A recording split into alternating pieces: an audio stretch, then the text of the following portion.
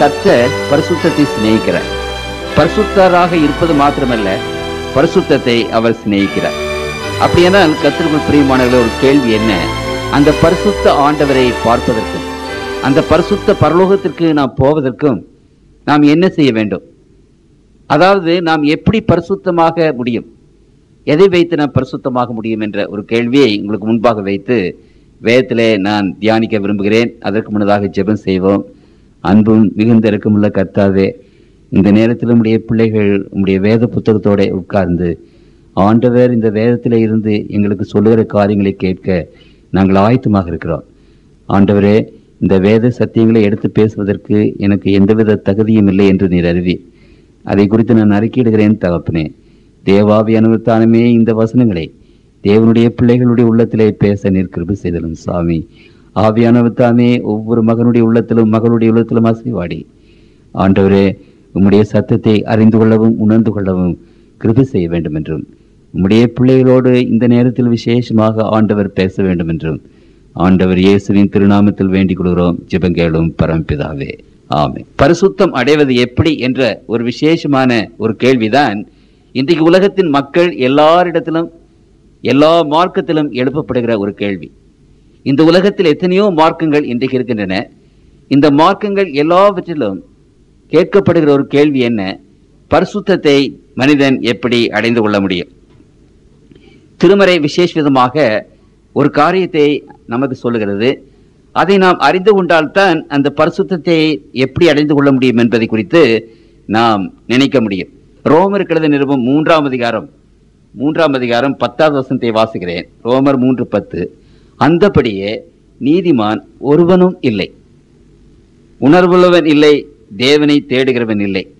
எல்லாரும் வழி தப்பி ஏகமாய் கெட்டு போனார்கள், நன்மை செய்கிறவன் இல்லை, ஒருவனாகிலும் இல்லை. அப்படியானால் திருமறை திட்டவட்டமாக கூறுகிற ஒரு கூற்று என்னவென்றால், இந்த உலகத்தில் பரிசுத்தவான் நீதிமான் என்பவன் ஒருவனும் இல்லை என்பதை குறித்து அங்கு ஆண்டவர் விசேஷ விதமாக அங்கு பேசுகிறார். ஏசாயா தீர்க்கதரிசி ஆண்டவருடைய சன்னிதானத்தை அவர் சந்தித்த போது அவர் சொன்ன ஒரு விசேஷமான ஒரு காரியத்தை குறித்து நான் வாசிக்க நான் விரும்புகிறேன். ஏசாயா 1:4 வசனம். ஏசாயா 1:4. ஐயோ, பாவமுள்ள ஜாதியும் அக்கிரமத்தால் பாரம் சுமந்த ஜனமும் பொல்லாதவர்களின் சந்ததியும் கேடு உண்டாக்குகிற புத்திரமாயிருக்கிறார்கள். கர்த்தரை விட்டு இஸ்ரவேலின் பரிசுத்தர் கோபம் உண்டாக்கி பின்வாங்கி போனார்கள். இன்னும் நீங்கள் ஏன் அடிக்கப்பட வேண்டும்? அதிக அதிகமாய் விலகி போகிறீர்களே. தலையெல்லாம் வியாதியும் இருதயமெல்லாம் பலட்சியமாயிருக்கிறது. உள்ளங்கால் தொடங்கி உச்சந்தலை மட்டும் அதில் சுகமே இல்லை. உள்ளங்கால் தொடங்கி உச்சந்தலை மட்டும் பாவம், பாவத்தினால் நிறைந்தவர்களாக இருக்கிறோம் என்று இங்கு ஏசாயா தீர்க்கதரிசி விசேஷமாக சொல்கிறார். இன்றைக்கு மக்கள் என்ன நினைக்கிறார்கள்? நாம் ஏதோ செய்து புண்ணியத்தை சம்பாதித்துக் கொண்டிருக்கிறோம், அதனால நம்முடைய வாழ்க்கையிலே அநேக புண்ணியங்களை சம்பாதித்துக் கொண்டிருக்கிறோம், நீதியான காரியங்களை செய்து கொண்டிருக்கிறோம் என்று நினைக்கிறார்கள். ஆனால் திருமறையிலே சொல்லுறதை நான் வாசிக்கிறேன். ஏசாயா 64ஆம் அதிகாரம் 6வது வசனத்தை வாசிக்கிறேன். ஏசாயா 64:6 வாசிக்கிறேன். நாங்கள் அனைவரும் தீட்டானவர்கள் போல இருக்கிறோம், எங்களுடைய நீதிகள் எல்லாம் அழுக்கான கந்தை போல இருக்கிறது. நாங்கள் அனைவரும் இலைகளைப் போல உதிர்கிறோம், எங்கள் நீதிகள் எல்லாம் அழுக்கான கந்தை. நாம் நீதிமானாக இருக்கிறோம் அல்லது நான் நீதியான காரியங்களை செய்கிறோம் என்று நினைக்கிறோமே, அதெல்லாம் கடவுளுடைய பார்வையில கந்தை துணி மாதிரி, அழுக்கான கந்தை, filthy rags என்று ஆங்கிலத்தில் சொல்லப்படுகிறது. அப்படியானால் கர்த்தருக்குள் பிரியமானவர்களே, நம்முடைய வாழ்க்கை கடவுள் பார்வையில நாம் அசுத்தர்களாகவும் பாவம் உள்ளவர்களாகவும் பாவம் நிறைந்தவர்களாகவும் உச்சந்தலை முதல் உள்ளங்கால் வரைக்கும் பாவத்திலே இருக்கிறவர்களாகவும் நாம் செய்கிற காரியங்கள் முழுவதும் அவருக்கு அசூசியாகவும் அருவருப்பாகவும் அது filthy rags ஆகவும் இருக்கிறது என்று திருமறை அங்கே பேசுகிறது. ஆகவே ஆண்டவர் இந்த உலகத்தின் மக்களை பரிசுத்தத்திற்கென்று அழைக்க வந்தார். பாவிகளாகிய நாம் பரிசுத்தம் அடைந்து தேவனுடைய ராஜ்யத்திற்கு போக வேண்டும் என்று சொல்லி தேவனுடைய பிள்ளைகளாகிய நாம் ஒவ்வொருவரையும் ஆண்டவர் கூப்பிடுகிறார். எபேசியர் 1:4 நமக்கு முன்பாக நாம் அன்பில் பரிசுத்தம் உள்ளவர்களும் குற்றமில்லாதவர்களுமாயிருப்பதற்கு அவர் உலக தோற்றத்திற்கு முன்னே கிறிஸ்துவுக்குள் நம்மை தெரிந்து கொண்டபடியே, நம்மை அழைத்தபடியே. எதற்காக அழைத்தார்? எதற்காக தெரிந்து கொண்டார்? பரிசுத்தம் உள்ளவர்களும் குற்றமில்லாதவர்களுமாயிருப்பதற்காக. ஆகவே ஆண்டவர் இந்த உலகத்தின் மக்களாகிய நம்மை பார்த்து பரிசுத்தம் பெறுவதற்கு அழைக்கிறார். பாவிகளாக இருக்கிற நம்மை பரிசுத்தம் பெற வேண்டும் என்று ஆண்டவர் தம்முடைய பிள்ளைகளை அழைக்கிறார். அப்படியானால் பரிசுத்தத்தை எப்படி பெறுவது? இந்த பரிசுத்தத்தை எப்படி பெற்றுக்கொள்வது? இதை விசேஷமாக ஆண்டவர் தம்முடைய பிள்ளைகளுக்கு சொல்லுகிறார். நாம் பரிசுத்தர் அல்ல, நம்முடைய கிரியைகள் பரிசுத்தம் அல்ல, நம்முடைய காரியங்கள் எதுவுமே பரிசுத்தம் அல்ல. அப்படியானால் பரலோகத்திற்கு போவதற்கு, இந்த பரிசுத்தத்தை பெற்றுக்கொள்வதற்கு நாம் என்ன செய்ய வேண்டும் என்ற ஒரு கேள்வியை இங்கே உங்கள் மத்தியிலே நான் வைக்க விரும்புகிறேன்.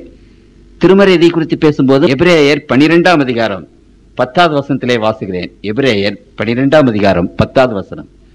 அவர்கள் தங்களுக்கு நலமென்று தூண்டினபடி கொஞ்சங்காலம் மாத்திரம் சிச்சித்தார்கள், இவரோ தம்முடைய பரிசுத்தத்திற்கு நாம் பங்குள்ளவர்களாகும் பொருட்டு தம்முடைய பிரயோஜனத்திற்காக நம்மை சிச்சிக்கிறார். இங்கு ஒரு வசனத்தை கவனிங்கள். தம்முடைய பரிசுத்தத்திற்கு நாம் பங்குள்ளவர்களாகும் பொருட்டு. அப்படியானால் ஆண்டவர் பரிசுத்தர், அவர் மட்டும்தான் பரிசுத்தம் உள்ளவர். அப்படியானால் நாம் யாவரும் பாவிகள்.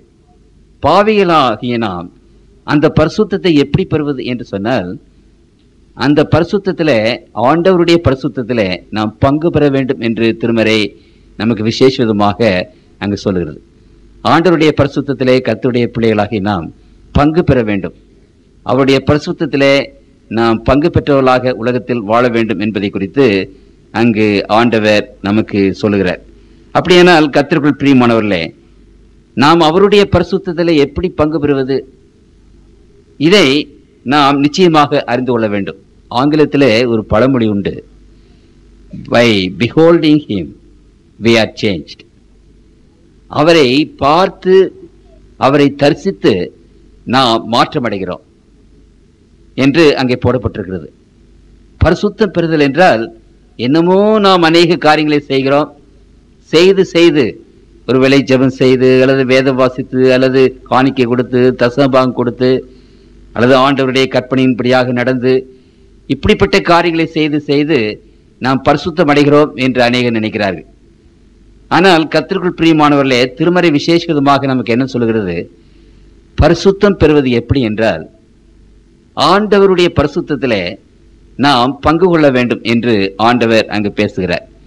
ஆண்டவருடைய பரிசுத்தத்திலே நாம் பங்கு கொள்ள வேண்டும் என்று ஆண்டவர் விசேஷமாக பேசுகிறார். அப்படி பங்கு கொள்வது எப்படி என்றால், அவரோடு கூட நாம் உறவாட வேண்டும் என்பதை குறித்து திருமறை நமக்கு விசேஷ விதமாக பேசுகிறது. ஆதியிலே ஏதேன் தோட்டத்திலே ஆண்டவர் மனுஷனோடு கூட இருந்தார் என்று நாம் பார்க்கிறோம். மனிதர்கள் அங்கு ஏதேன் தோட்டத்திலே வசித்த போது, ஆதியாகமம் 3ஆம் அதிகாரம் 8வது வசனத்திலே, பகலில் குளிர்ச்சியான வேளையிலே தோட்டத்தில் உலாவுகிற தேவனாகிய கர்த்தருடைய சத்தத்தை அவர்கள் கேட்டார்கள். அப்பொழுது ஆதாமும் அவன் மனைவியும் தேவனாகிய கர்த்தருடைய சன்னதிக்கு விலகி தோட்டத்தின் விருட்சங்களுக்குள்ளே ஒளிந்து கொண்டார்கள். ஏனால் ஆதாம் ஏவாள் அந்த ஏதேன் தோட்டத்தில் இருந்தபோது அங்கு ஆண்டவர் அவர்களை சந்திக்கும்படியாக வந்தார். திருமறையில் இன்னும் நீங்கள் விசேஷமாக வாசித்து பார்க்கும்போது, வாரத்திற்கு ஒரு முறை அவர் அவர்களை சந்தித்து அவர்களோடு தங்கி இருந்தார் என்று திருமறை அங்கு நமக்கு அங்கே சொல்லுகிறது. எதற்காக அவர் அங்கு தங்கியிருந்தார்? கர்த்தருக்குள் பிரியமானவர்களே, திருமறை ஒரு விசேஷமான ஒரு காரியத்தை குறித்து அங்கே பேசுகிறது. வேதத்தில் நாம் இயேசு கிறிஸ்துவானவரை பற்றியும், பிதாவாகிய தேவன், குமாரனாகிய தேவன், பரிசுத்த ஆகிய தேவன் என்ற 3 பேரை பற்றி நாம் விசேஷ விதமாக நாம் நினைக்கிறோம். அந்த 3 பேரில் தேவனுடைய பிள்ளைகளாகிய இந்த உலகத்திற்கு நம்மை வெளிப்படுத்தின கடவுள் குமாரனாகிய இயேசு கிறிஸ்து என்பதை திருமறை அங்கே பேசுகிறது. உதாரணமாக யோவான் 6ஆம் அதிகாரத்திலே வாசிக்கிறேன். யோவான் 6ஆம் அதிகாரம் 46வது வசனத்திலே வாசிக்கிறேன். தேவனிடத்திலிருந்து வந்தவரே தவிர வேறு ஒருவரும் பிதாவை கண்டதில்லை, இவரே பிதாவை கண்டவர். இங்கு திருமறை பேசுகிறது, பிதாவை ஒருவரும் கண்டதில்லை என்று அங்கே பேசுகிறது. 5ஆம் அதிகாரத்திலே மறுபடியும் வாசிக்கிறேன். 5ஆம் அதிகாரத்தில் ஆண்டவர் சொல்கிறார், 37வது வசனம், என்னை அனுப்பின பிதா தாமே என்னை குறித்து சாட்சி கொடுத்திருக்கிறார். நீங்கள் ஒரு காலம் அவருடைய சத்தத்தை கேட்டதும் இல்லை, அவர் ரூபத்தை கண்டதும் இல்லை. அப்படியானால் திருமறை அநேக இடங்களிலே நமக்கு என்ன சொல்கிறது? ஒரு நாளும் ஆண்டவருடைய சத்தத்தை கேட்டதும் இல்லை, அவருடைய ரூபத்தை கண்டதும் இல்லை. இங்கு 2 கேண்டில் இருக்கிறது. ஒன்று எரிகிறது, இன்னொன்று எரியவில்லை. இந்த எரிகிற கேண்டில் ஆண்டவர், பரிசுத்தமுள்ள ஆண்டவரை குறிக்கிறது. ஆண்டவர் பரிசுத்தம் உள்ளவர், இது எரிகிறது. அப்படியானால் நாம் யாவரும் எரிகிறதில்லை, பரிசுத்தம் இல்லாதவர்கள். நாம் பரிசுத்தம் இல்லாதவர்களாக இருக்கிறோம். எப்படி பரிசுத்தத்தை பெற்றுக்கொள்வது? பரிசுத்தம் என்பது இந்த விளக்கு என்று வைத்துக் கொள்ளுங்கள், இந்த வெளிச்சம். இந்த பரிசுத்தத்தை நாம் எப்படி பெற்றுக்கொள்வது? சொல்லுங்க யாராவது. எப்படி பெற்றுக்கொள்வது? நாம் போய் என்ன செய்ய வேண்டும் என்றால், அதோடு நாம் உறவாட வேண்டும், அல்லது ஒட்டி கொள்ள வேண்டும், அல்லது அதோடு கனெக்ட் பண்ண வேண்டும். அப்படி பண்ணும்போது நாம் என்ன செய்கிறோம்? ஏறுகிறோம். ஆண்டவர் பரிசுத்தம் உள்ளவர். அப்படியானால் நாம் பரிசுத்தம் இல்லாதவர்கள். நாம் பரிசுத்தம் அடைவது எப்படி? ஆண்டவருடைய பரிசுத்தத்தை நாம் பகிர்ந்து கொள்ள வேண்டும். அவரோடு நாம் உறவாட வேண்டும். அவரோடு உறவாடும் போது அந்த பரிசுத்தம் நமக்கு வருகிறது. உங்களுக்கு புரியுதுங்களா? நாம் செய்கிற கிரியினால் அல்ல, நாம் நடக்கிற நடக்கையினால் அல்ல, நாம் ஒரு வேலை உபவாசம் இருந்து ஜெபித்து கண்ணீர் விட்டு அதனால் அல்ல. தேவனுடைய பிள்ளைகள் பரிசுத்தம் அடைய வேண்டும் என்றால் ஒரே ஒரு வழி, இந்த அண்ட சராசரங்களில் பரிசுத்தமாயிருக்கிற ஆண்டவர், அந்த ஆண்டவரிடத்தில் நாம் போய் ஒட்டி கொள்ள வேண்டும். அவரோடு கூட நாம் உறவாட வேண்டும். அவரோடு கூட நாம் இணைய வேண்டும். அப்படி இணையும் போது அந்த பரிசுத்தம் நமக்கு கிடைக்கிறது. நன்றாக புரிந்து கொள்ளுங்கள். அப்படி அந்த காலத்திலிருந்து, ஆதியில இருந்து ஆதாம் ஏவாள் பரிசுத்தம் அடைவதற்காக ஆண்டவர் அவர்களோடு கூட வந்து தங்கியிருந்தார் என்று திருமறை நமக்கு சொல்லுகிறது. அப்படியானால் அங்கே ஆதாம் ஏவாள் பரிசுத்தம் உள்ளவர்கள் இல்லையா என்று ஒரு கேள்வி வருகிறது. இங்கே கர்த்தருக்குள் பிரியமானவர்களே, ஆண்டவராய் இயேசு கிறிஸ்துவை பற்றி நாம் அறிந்து கொள்ள வேண்டும் என்றால், நான் சீக்கிரத்திலே ஒரு சில காரியத்தை நான் உங்கள் மத்தியிலே சொல்ல விரும்புகிறேன். பிலிப்பியர் 2:6 அவர் தேவனுடைய ரூபமாயிருந்தும் தேவனுக்கு சமமாயிருப்பதை கொள்ளையாடின பொருளாக எண்ணாமல் தம்மைத்தாமே வெறுமையாக்கி அடிமை ரூபம் எடுத்து மனுஷ சாயலானார். அவர் மனுஷ ரூபமாய் காணப்பட்டு மரணபரியந்தம், அதாவது சிலுவையின் மரணபரியந்தம் கீழ்ப்படிந்தவராகி தம்மைத்தாமே தாழ்த்தினார். இங்கு ஆண்டவர் தேவனுடைய ரூபமாயிருந்து தேவனுக்கு சமமாக இருந்தது. ஆண்டவராகி இயேசு கிறிஸ்துவை பற்றி அங்கே சொல்லப்படுகிறது. அவர் தன்னைத்தானே தாழ்த்தி மக்களிடத்திலே வந்தார் என்று வேதத்திலே வாசிக்கிறோம். அப்படியானால் திருமறையிலே என்ன சொல்லப்பட்டிருக்கிறது? அந்த கர்த்தத்துவம் தேவனை பற்றி நாம் பார்க்கும்போது, அந்த தேவனாகிய ஆண்டவரை ஒருவரும் ஒரு காலம் காணக்கூடாது என்று 1 தீமோத்தேயு 6:16 அங்கு நாம் வாசிக்கிறோம். 290 பக்கம். அதிலே ஆண்டவர் சொல்லுகிறார், ஒருவராய் சாவாமை உள்ளவரும் சேரக்கூடாத ஒளியில் வாசம் பண்ணுகிறவரும் மனுஷரில் ஒருவரும் கண்டிராதவரும் காணக்கூடாதவருமாயிருக்கிறவர். அப்படியானால் மனிதரில் ஒருவரும் சேரக்கூடாதவரும், மனிதர்கள் யாரும் அவர் பார்க்க முடியாத நிலைமையில இந்த தேவ தத்துவம் இருந்தது. இயேசு கிறிஸ்துவானவர் குமாரனாகிய தேவன், பிதாவாகிய தேவன், பரிசுத்தவாகிய தேவன், ஒரே ஈக்குவலாக சமமாக இருந்தவர்கள். அந்த மனிதரில் சேரக்கூடாத ஒளியிலே வாசம் பண்ணுவதை விட்டு, பார்க்கக்கூடாத நிலைமையில இருந்து அந்த இடத்தை விட்டு ஆண்டவர் தன்னை தாழ்த்தி தன்னுடைய மகிமையும் தன்னுடைய குளோரி, தன்னுடைய காரியங்கள் எல்லாவற்றையும் பிதாவினுடைய கையிலே கொடுத்து விட்டு மனிதர் பார்க்கும்படியாக அவர் உலகத்துக்கு வந்தார். அப்படி வந்தபோதுதான் இயேசு கிறிஸ்துவுக்கு பெயர் யெகோவா என்று பெயர். யெகோவாக அவர் வரும்போது அவர் தன்னை ஒருபடி தாழ்த்தி வந்தார். அப்பொழுதுதான் ஆதாம் ஏவாளும் அவரை பார்க்க முடிந்தது, அவரோடு பேச முடிந்தது. அந்த 2வது நிலைமையில, 2வது பரிசுத்தத்தில் திருமறையில நீங்கள் வாசிப்பீர்களானால், கர்த்தருடைய பிள்ளைகள் பரிசுத்தத்தின் மேல் பரிசுத்தம் அடைந்து மகிமையின் மேல் மகிமை அடைந்து என்று வேதத்திலே நாம் அநேக முறை வாசிக்கிறோம். அப்படியானால் ஆதாம் ஏவாள் அந்த தோட்டத்திலே இருந்தபோது பரிசுத்தம் உள்ளவர்களாக இருந்தார்கள். ஆனாலும் அந்த பரிசுத்தமான நிலைமை பிதாவை பார்க்கக்கூடிய ஒரு பரிசுத்தமான நிலைமை இல்லை. அவர்கள் அந்த ஏதேன் தோட்டத்தில் இருந்து அந்த பரிசுத்தத்தை வளர்த்து வளர்த்து பரிசுத்தத்தின் மேல் பரிசுத்தம் அடைந்து ஒரு நிலைமைக்கு வருவார்கள். அப்பொழுதுதான் அவர்கள் பிதாவை பார்க்க முடியும். ஆகவே கர்த்தராகிய இயேசு கிறிஸ்துவானவர் ஏதேன் தோட்டத்திலே வந்து அங்கு ஆதாம் ஏவாளோடு உறவாடினார். அந்த ஆதாம் ஏவாளோடு அவர் வந்து உறவாடினதுனாலே ஆண்டவரோடு கூட அவர்கள் பழகி பேசி அவரோடு கூட இருந்து தங்களுடைய பரிசுத்தத்தை அவர்கள் வளர்த்து பிதாவாகிய தேவனை பார்க்கிற பரிசுத்தத்திற்கு வர வேண்டும். ஆகவேதான் தேவனுடைய பரிசுத்தம் அவர்கள் விசேஷமாக அங்கே கொடுக்கப்பட்டது என்று அங்கே நாம் பார்க்கிறோம். கர்த்தருக்குள் பிரியமானவர்களே, இந்த பரிசுத்தத்தை அடைவதற்கு, தேவனோடு முகமுகமாக பழகுவதற்கு, பேசுவதற்கு தான் ஆண்டவர் ஒரு விசேஷமான ஒரு ஏற்பாடை ஏற்படுத்தினார். அந்த ஏற்பாட்டை பற்றி நாம் எங்கு வாசிக்கிறோம் என்றால், ஆதியாகமம் 2ஆம் அதிகாரம் 1வது 2வது 3வது வசனத்திலே வாசிக்கிறோம். ஆதியாகமம் 2ஆம் அதிகாரம். இவ்விதமாக வானமும் பூமியும் அவைகளின் சர்வ சேனையும் உண்டாக்கப்பட்டு தெரிந்தன. தேவன் தாம் செய்த தம்முடைய கிரியையை 7ஆம் நாளிலே நிறைவேற்றி தாம் உண்டாக்கின தம்முடைய கிரியைகள் எல்லாம் முடிந்த பின்பு 7ஆம் நாளிலே ஓய்ந்திருந்தார். தேவன் தாம் சிருஷ்டித்து உண்டு பண்ணின தம்முடைய கிரியைகள் எல்லாம் முடித்த பின்பு அதிலே ஓய்ந்திருந்தபடியால் தேவன் 7ஆம் நாளை ஆசீர்வதித்து அதை பரிசுத்தமாக்கினார். ஆகவே இங்கு நாம் என்ன வாசிக்கிறோம்? ஆண்டவர் 6 நாளிலே எல்லாவற்றையும் சிருஷ்டித்து விட்டு அந்த 7ஆம் நாளிலே தேவனுடைய பிள்ளைகளோடு ஓய்ந்திருந்தார் என்று திருமறையிலே நாம் வாசிக்கிறோம். அப்படி ஆண்டவர் ஓய்ந்திருந்த போது ஆதாமும் ஏவாளும் அங்கே இருந்தார்கள். நான் சொன்னபடி ஆதாம் ஏவாள் பரிசுத்தம் அடைந்து இன்னும் பரிசுத்தத்திலே வளர்ந்து வளர்ந்து பிதாவை பார்க்கக்கூடிய ஒரு பரிசுத்த தன்மை வரும் வரைக்கும் ஆண்டவரோடு கூட அவர்கள் உறவாட வேண்டியதாக இருந்தது. நான் சொன்ன பிரகாரமாக அந்த ஆண்டவருடைய பரிசுத்தத்தை அவர்கள் பகிர்ந்து கொண்டு பெற்றுக்கொள்ள வேண்டி அதில் வளர வேண்டியதாக இருந்தது. அதற்காகத்தான் ஆண்டவர் தம்முடைய பிள்ளைகளுக்கு இந்த பரிசுத்த ஓய்வு நாளை ஏற்படுத்தினார். அப்படியானால் இந்த பரிசுத்த ஓய்வு நாள் என்பது என்ன?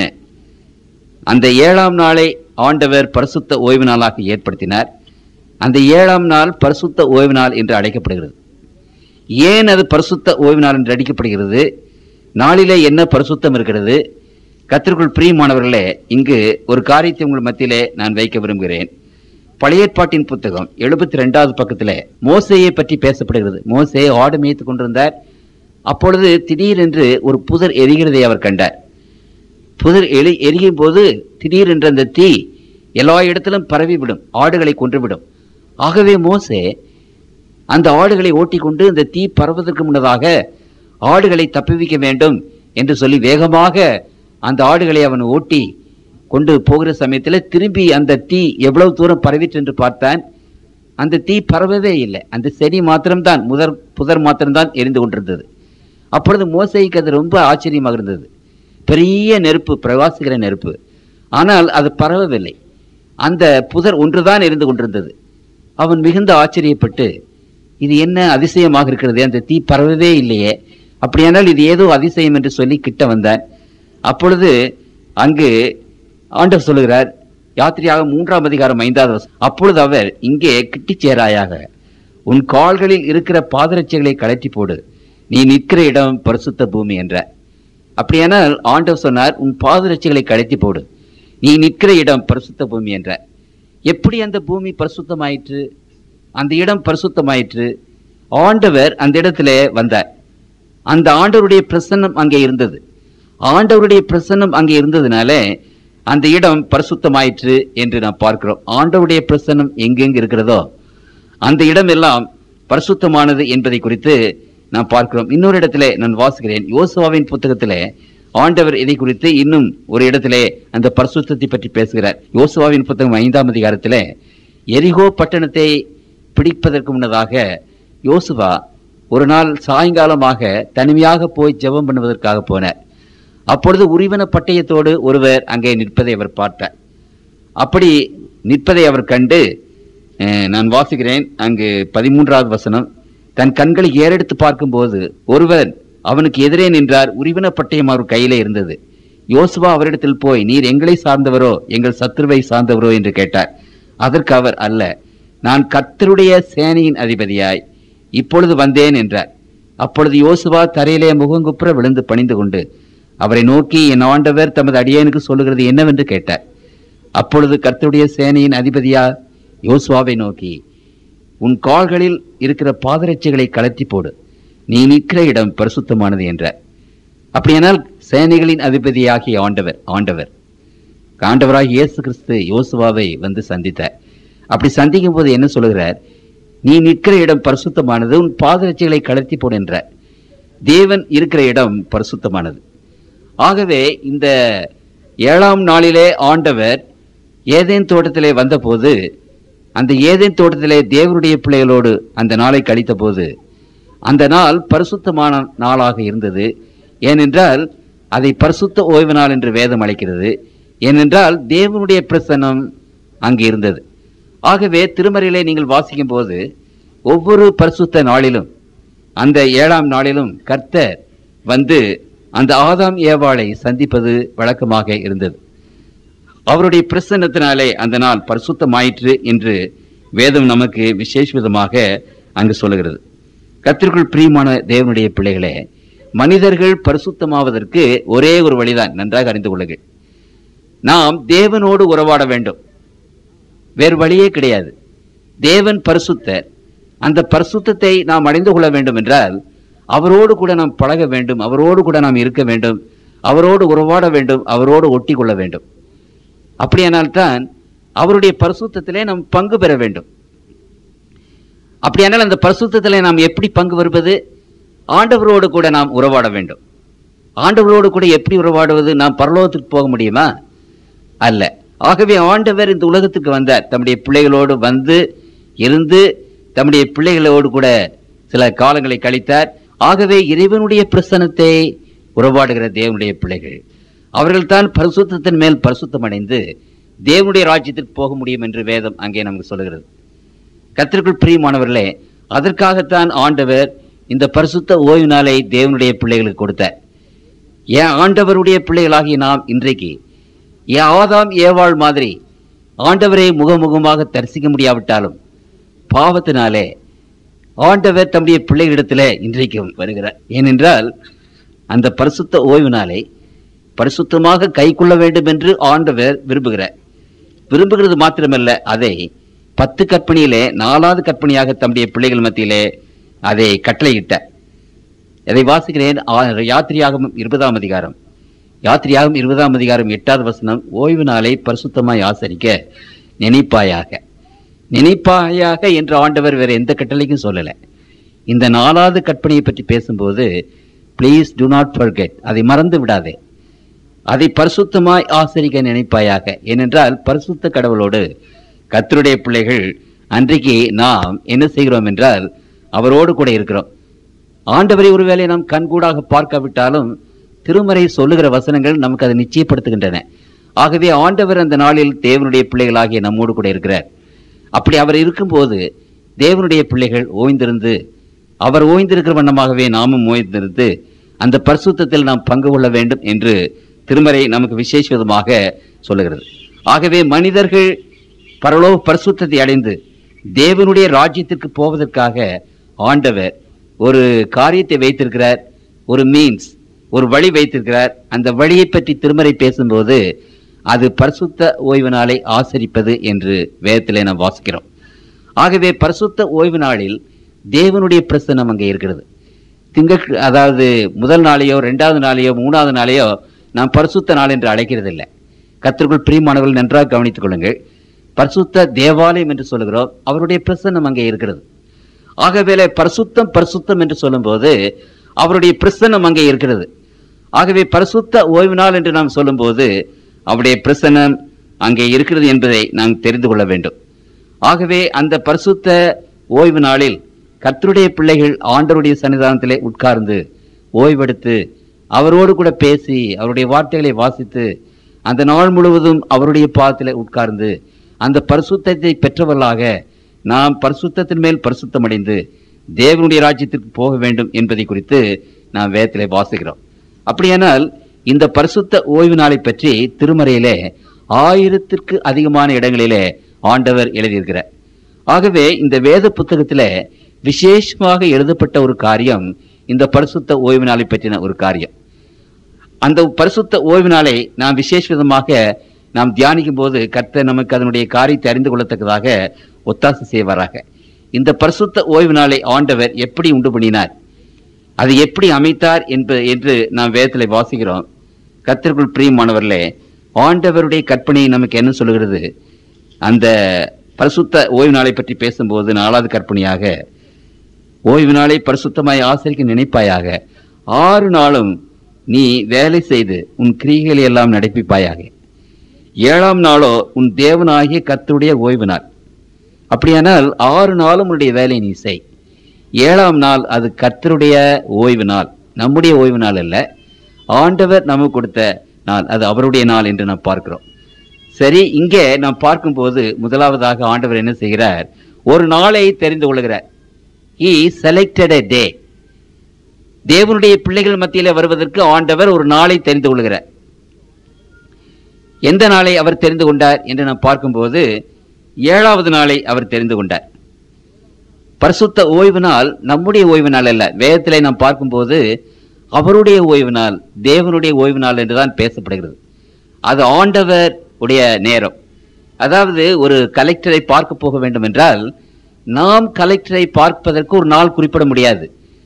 கலெக்டர் அவர்களே, புதன்கிழமை 6 மணிக்கு எனக்கு சமயம் இருக்கிறது, புதன்கிழமை 6 மணிக்கு நான் வருகிறேன், நீங்கள் ரெடியாக என்னை பார்ப்பதற்கு இருங்களேன்னு யாராவது சொல்லுவாங்களா? சொல்ல மாட்டோம். கலெக்டர் தான் என்ன செய்வாருன்னா, ஓகே பார்த்து எனக்கு இந்த நாள் இருக்கிறது, 1 மணி நேரத்துக்கு வா என்று ஒரு நாளை குறிப்பிடுவார் இல்லையா? பெரியவர்கள் தான் நாளை குறிப்பிடுவார்கள். அதே போல பரிசுத்தமான ஓய்வு நாள் கடவுள் நமக்கு குறிப்பிடுகிற நாள், அந்த 7வது நாள் என்று கடவுள் சொல்லுகிற நாள், நாம் சொல்லுகிறதல்ல. அவர் தெரிந்து கொண்ட ஒரு நாள்.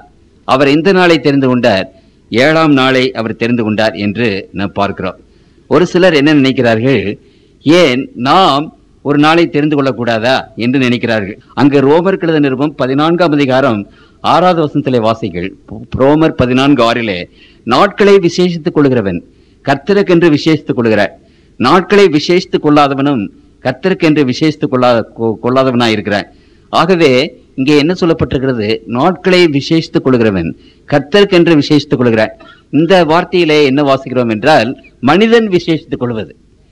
இன்றைக்கு கிறிஸ்துமஸ் என்று நாம் கொண்டாடுகிறோம். இந்த கிறிஸ்துமஸை கொண்டாட வேண்டும் என்று சொல்லி வேதத்தில் எந்த வசனமும் கிடையாது, அப்படிப்பட்ட ஒரு கட்டளையும் கிடையாது. ஆனாலும் மனிதர்களாகிய நாம் ஆண்டவர் இந்த 25ஆம் தேதி பிறந்தார் என்று அதை கிறிஸ்துமஸாக கொண்டாட வேண்டும் என்று நாம் என்ன செய்தோம்? ஒரு சபையாக சேர்ந்து கிறிஸ்துமஸ் டிசம்பர் 25ஆம் தேதி கிறிஸ்துமஸ் என்று நாம் நியமித்துக் கொண்டோம். கடவுள் நியமித்துக் கொண்டதல்ல. இது மனிதர்களாகிய நாம் அந்த டிசம்பர் 25ஆம் தேதியை அங்கு ஒரு பரிசுத்தமான நாளாக அல்லது ஒரு புனிதமான நாளாக நாம் நியமித்துக் கொண்டது. அதே போலவே ஈஸ்டர் சண்டே, ஈஸ்டர் கொண்டாட வேண்டும் என்று வேதத்தில் எங்குமே கிடையாது. ஆனாலும் நாம் அதை என்ன செய்தோம்? ஈஸ்டர் கொண்டாட வேண்டும் என்று நாம் அதை விசேஷமாக அதை நியமித்துக் கொண்டோம். இங்கு ஆண்டவர் என்ன சொல்கிறார்? மனுஷர் விசேஷித்துக் கொள்கிற நாள் அல்ல, இது ஆண்டவரே விசேஷித்துக் கொண்ட நாள். புது வருஷம் என்று நாம் சொல்லுகிறோம். இந்த புது வருஷம் நாம் அதை நியமித்துக் கொண்டோம். வேதத்திலே புது வருஷத்தை கொண்டாட வேண்டும் என்று எங்கேயுமே கிடையாது. ஆனாலும் அதை நாம் ஒரு ஸ்தோத்திர பண்டிகையாக நாம் அதை நியமித்துக் கொண்டோம். மனுஷன் விசேஷமாக நினைக்கிறது அல்ல. இந்த பரிசுத்த ஓய்வு நாள் மனுஷன் வைத்ததல்ல, மனுஷன் விசேஷமாக வைத்ததல்ல, இது ஆண்டவர் வைத்தது. எதற்காக வைத்தார்? அந்த நாளிலே ஆண்டவருடைய பிரசன்னம் இருக்கும், ஆண்டவர் வருவார். நாமும் அந்த நாளில் அவரோடு கூட போய் சேர்ந்து அவரோடு கூட உறவாட வேண்டும் என்பதற்காகத்தான் ஆண்டவர் அந்த நாளை அவர் தெரிந்து கொண்டார். ஆகவே அவர் முதலாவது நாளை தெரிந்து கொண்டிருக்கலாம், 2வது நாளை தெரிந்து கொண்டிருக்கலாம், 3வது நாளை தெரிந்து கொண்டிருக்கலாம். ஆனாலும் அவர் 7ஆம் நாளை தெரிந்து கொண்டார். அதற்கு காரணம் இருக்கிறது. ஒரு சமயத்தில் என்னுடைய மகளுடைய பிறந்த நாளை கொண்டாட வேண்டும் என்று இருந்தது. அப்பொழுது நான் ஒரு கேம்புக்கு போக வேண்டியதாக இருந்தது. என்னுடைய மகள் என்னிடத்தில், அப்பா எப்படியாவது என்னுடைய பிறந்த நாளைக்கு வாருங்களப்பா, வந்து போங்கள் என்று சொன்னார். நான் இருந்தது நேபாளுக்கு அந்த நேரத்தில் போக வேண்டியதாக இருந்தது. அப்புறம் நாங்கள் இருக்கிற இடம் ஒசூர், அங்கிருந்து எப்படி அந்த பிறந்த நாளுக்கு வர முடியுமா? அதனால நான் சும்மா தமாசு சொன்ன, பிறந்த நாளை கொஞ்சம் ஒத்தி வச்சிடலாமா, நான் வந்த பிற்பாடு பிறந்த நாளை கொண்டாடியோமே என்று கேட்டதற்கு, எப்படியப்பா பிறந்த நாளை ஒத்தி போட முடியும் என்று சொன்னேன். அது உண்மைதான். கர்த்தருக்குள் பிரியமானவர்களே, நாம் எப்படி ஒரு நாளை ஒத்தி போட முடியும்? பிறந்ததுனாலே அந்த நாள் பிறந்த நாள், அதை விட்டு இன்னொரு நாளைக்கு நாம் அதை ஒத்தி போட முடியுமா? அதே போலவே 7வது நாளை ஆண்டவர் எதற்காக தெரிந்து கொண்டார் என்றால், 6 நாட்களிலும் ஆண்டவர் வானம் பூமி சமுத்திரம் எல்லாவற்றையும் உண்டாக்கினார். உண்டாக்கிவிட்டு 7ஆம் நாளை அந்த சிருஷ்டிப்பினுடைய ஞாபக சின்னமாக வைத்தார். அந்த 7ஆம் நாளிலே தேவனுடைய பிள்ளைகள் ஆண்டவரோடு கூட அங்கு தங்கி இயற்கையின் சக்திகளை பார்த்து, சூரிய சந்திரன் மற்ற காரியங்களை பார்த்து, இறைவன் உண்டாக்கின அந்த காரியங்களை பார்த்து அன்றைக்கு ஸ்தோத்திரம் செலுத்தும்படி, துதி செலுத்தும்படி, it was created as a memorial of the creation. ஆண்டவர் சிருஷ்டித்ததனுடைய ஒரு ஞாபக சின்னமாக, ஒரு மெமோரியலாக ஆண்டவர் அந்த பரிசுத்த நாளை ஏற்படுத்தினார். அதனாலதான் 7வது நாளை ஏற்படுத்தினார். 6 நாளிலும் இந்த வானம், பூமி, சமுத்திரம் எல்லாவற்றையும் சிருஷ்டித்தேன், 7ஆம் நாளிலே அதனால ஓய்ந்திரு என்றால், அந்த 6 நாள் சிருஷ்டிப்பை பார்த்து, அந்த சிருஷ்டிப்பை கொண்டாடுவதற்காக, அந்த சிருஷ்டிப்பை நினைப்பதற்காக, அந்த இவ்வளவு காரியங்களையும் சிருஷ்டித்த அந்த ஆண்டவரை நினைப்பதற்காக அந்த 7வது நாளை ஆண்டவர் தெரிந்து கொண்டார். உங்களுக்கு புரியுதுங்களா? ஆகவே காரணத்தோடு தான் அதை தெரிந்து கொண்டார். அவர் தெரிந்து கொண்ட ஒரு நாள். 2வதாக இந்த பரிசுத்த ஓய்வு நாளை ஆண்டவர் எப்படி ஏற்படுத்தினார் என்றால், அந்த நாளிலே அவர் என்ன செய்தார் என்றால், அவர் ஓய்ந்திருந்தார். நான் ஆதியாகமம் 2ஆம் அதிகாரத்தில் சிலர் என்ன நினைக்கிறார்கள், இந்த ஓய்வு நாள் சீனாய் மலையிலே தான் கொடுக்கப்பட்டது, அதற்கு முன்னதாக ஓய்வு நாள் இல்லை என்று நினைக்கிறார்கள். இது சிருஷ்டிப்பு முடிந்த உடனே ஆண்டவருடைய ஏற்பாடு அது. ஆகவே ஆண்டவர் சொல்கிறார், தாம் செய்த தம்முடைய கிரியைகள் 7ஆம் நாளிலே நிறைவேற்றி, தாம் உண்டாக்கின தம்முடைய கிரியைகள் எல்லாம் முடித்த பின்பு 7ஆம் நாளிலே ஓய்ந்திருந்தார். 2வதாக அவர் செய்தது ஓய்ந்திருந்தார். அந்த நாளிலே மனுஷனோடு வந்து அவர் மனுஷனோடு கூட ஓய்ந்திருந்தார். கடவுள் ஏன் ஓய்ந்திருக்க வேண்டும்? அவருக்கு களைப்பாகிவிட்டதா? அவருக்கு ஓய்வு தேவையா? இந்த காரியத்தை குறித்து ஏசாயா தீர்க்கதரிசி சொல்லுகிறதை நான் வாசிக்கிறேன் பாருங்கள். ஏசாயா 40ஆம் அதிகாரத்தில் 28வது வசனத்தை நான் வாசிக்கிறேன். 28, பூமியின் கடையாந்தரங்களை சிருஷ்டித்த கர்த்தராகிய அநாதி தேவன் சோர்ந்து போவதுமில்லை, இளைப்படுவதும் இல்லை. இதை நீ அறியாயோ? இதை நீ கேட்டதில்லையோ? அவருடைய புத்தி ஆராய்ந்து முடியாதது. ஆண்டவர் சோர்ந்து போய்விட்டாரா? அவருக்கு இளைப்பாறுதல் வேண்டுமா? அவருக்கு ரெஸ்ட் வேண்டுமா? அப்படியல்ல. அவர் என்றைக்கும் இளைப்பாற, அதை என்றைக்கும் ஓய்ந்து போவதில்லை, அவர் சோர்ந்து போவதும் இல்லை. அப்படியானால் இந்த ஓய்வு நாளில் அவர் எதற்காக ஓய்ந்திருந்தார்? நான் உங்களுக்கு சொன்னேன், அந்த நாளிலே தேவனுடைய பிள்ளைகளோடு கூட வந்து நம்மோடு உறவாடும்படி அவர் அந்த ஓய்வு நாளை தெரிந்து கொண்டார். அதற்கு அவர் காலம் வேண்டும், நேரம் வேண்டும். உருவாடுவதற்கு காலமும் நேரம் வேண்டும். ஆகவே 7ஆம் நாளை அவர் தெரிந்து கொண்டார். தன்னிடத்திலே வருகிற பிள்ளைகளோடு உறவாட, அவர்களை ஆசீர்வதிக்க, அவர்களுக்கு ஆலோசனை சொல்ல, அவர்களை ஆசீர்வதித்து வழிநடத்த ஆண்டவருக்கு நேரம் வேண்டும். ஆகவே அவர் அந்த 7வது நாளை தெரிந்து கொண்டார் என்று நாம் பார்க்கிறோம். அதனால தான் அவர் ஓய்ந்திருந்தார். அவர் நமக்காக வந்து ஓய்ந்திருக்கும் போது, கர்த்தருடைய பிள்ளைகள் நம்முடைய வேலைகளை நாம் செய்து கொண்டே இருந்தால் எப்படி? ஆகவே ஆண்டவர் என்ன சொன்னார்? நான் ஓய்ந்திருக்கிறது போல நீங்களும் அந்த நாளில் ஓய்ந்திருந்து என்னிடத்திலே வாருங்கள் என்று சொன்னார். ஆகவே கர்த்தருடைய பிள்ளைகளுக்கு ஆண்டவர் சொல்கிறார், அன்றைக்கு யார் ஒரு விதமான வேலையும் செய்யாதபடி ஆண்டவருடைய பிள்ளைகள் ஓய்ந்திருக்க வேண்டும், தேவனோடே ஓய்ந்திருக்க வேண்டும் என்று ஆண்டவர் தம்முடைய பிள்ளைகளிடத்திலே அங்கு விசேஷ விதமாக அங்கு சொல்லுகிறார். அப்படியானால் உங்களை ஆசீர்வதிக்க, உங்களோடு உறவாட, உங்களுடைய கவலைகளை நீப்பதற்கு, உங்களுடைய கண்ணீரை துடைப்பதற்கு, உங்களுக்கு சமாதானத்தையும் சந்தோஷத்தையும் கொடுப்பதற்கு ஒரு விசேஷமான அந்த நாளை ஆண்டவர் ஏற்படுத்தி அதிலே தம்முடைய பிள்ளைகளோடு வருகிறார். வருத்தப்பட்டு பாரம் சுமக்கிறவர்களே, நீங்கள் எல்லாரும் என்னிடத்திலே வாருங்கள், உங்களுக்கு இளைப்பாறுதல் தருவேன், பாருங்க உங்களுக்கு ஓய்வை தருவேன் என்று சொல்கிறார். எல்லா பாரத்தையும் அவரிடத்திலே கொண்டு வருவோம். அன்றைக்கு அவரிடத்திலே சொல்லுவோம், அவரிடத்திலே நாம் அமர்ந்திருப்போம், அவருடைய வார்த்தைகளை படிப்போம், அவரிடத்திலே ஜெபம் செய்வோம். கர்த்தருக்குள் பிரியமானவர்களே, அந்த நாள் முழுவதும் இறைவனுடைய பிரசன்னம் இருக்கிறது.